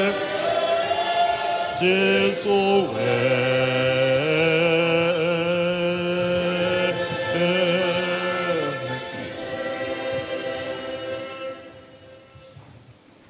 O mau whawhetai atu. Koe ngā koe taulama ai awhiona o whakakato ai ngā whawhatongia. O e whakahekeheka ai whae koeni. Pea te lawa kakato ai ngā whatongia ai whamiri i he whawhin. He mau me ke mau tala atu ke te koe. Ai mau whawhetai. Pea ke mau whamoni ke tala noa ko whai he whatsa me Isleri e. Ke pehe e taurea. Te kutolonga ta ngata e ne alofa. Mau hanga atu kia te koe, mau atu e langi pa mo gloria kia te koe. Fia ne mau ausia. I he fia, pa mo fia ko mau ausia. I mau whanongo ki he pio ka alafi o sia hi. Mau kore o tua, tuku pe mua. Neo te mau mawai i he sino. Kai tuku ke tongia. I ho mau ngai loto. Hoko ia koe ka pasa ki he mau whanonga au whai. Whai tā pekina mai. Whaho. Ke olomotua. Tauhi ka maa whewhikau. Pia pehe ke whanau paia. Pia moe kai ngā ofa. Ko toa pe. O ku mau alolo he malo e wharen. E ke mau hangatu kia te koe. Tanga whai tāpua ki paki hanga whakamono ea. Mone tala noa tangata malanga. O gia i pe taimi ke mea ko toa pe. Taimi ke whanau. O gia i pe taimi ke tau whoki o malolo. Pea i he moni goia, pa moe tāpua goia. O kukai te mau hanuai. Koe ngā he koe ofa e a whiona o tai toire ia. Ka mo tūtuni. E ke mau hangatu kia te koe. Ka mau kia ia tōnou nou. Ai whai whatongi e whamiri. O mau kore whamore atu kia te koe. E ke mau hangatu whai tāpe kene pa ki hanga whamonui e whawhoi tui ki mau tolu. Ka mau te mau whoki atu ko mau ai whakoutua ngā mau kore. A whihao ki mau tolu. Ka mau ha malolo e pōko e ni. Whai ai o mau whakawho o mau sino ata mai. Ka koe te bu ho mau lau maari e. Toi ai ha mau te whilonga ki e ka hau. Tōnga pe e ofa. Ka moe tatake e a whiona. Koe mau osi e. Ka koe ngata anga e o e whatongi a. Whoki atu. Ai ngai whoki ki lulunga pia moha hake. Mau kore bege ke malo moui ai a whiona. E ngai whatongi a katonga pe. Whai tāpukina mai ki mau tolu. Tuke mau ke fuaka te mau ngai moui. Ke mea ngau ki ho a whioneo ka mau tai tau. Ke kresi o tau eki moi ofa e o tua. Moi wheo lau maari e maa ni. Ke teki mau tolu ia o tai ngata. Pia tai ngata. Amen.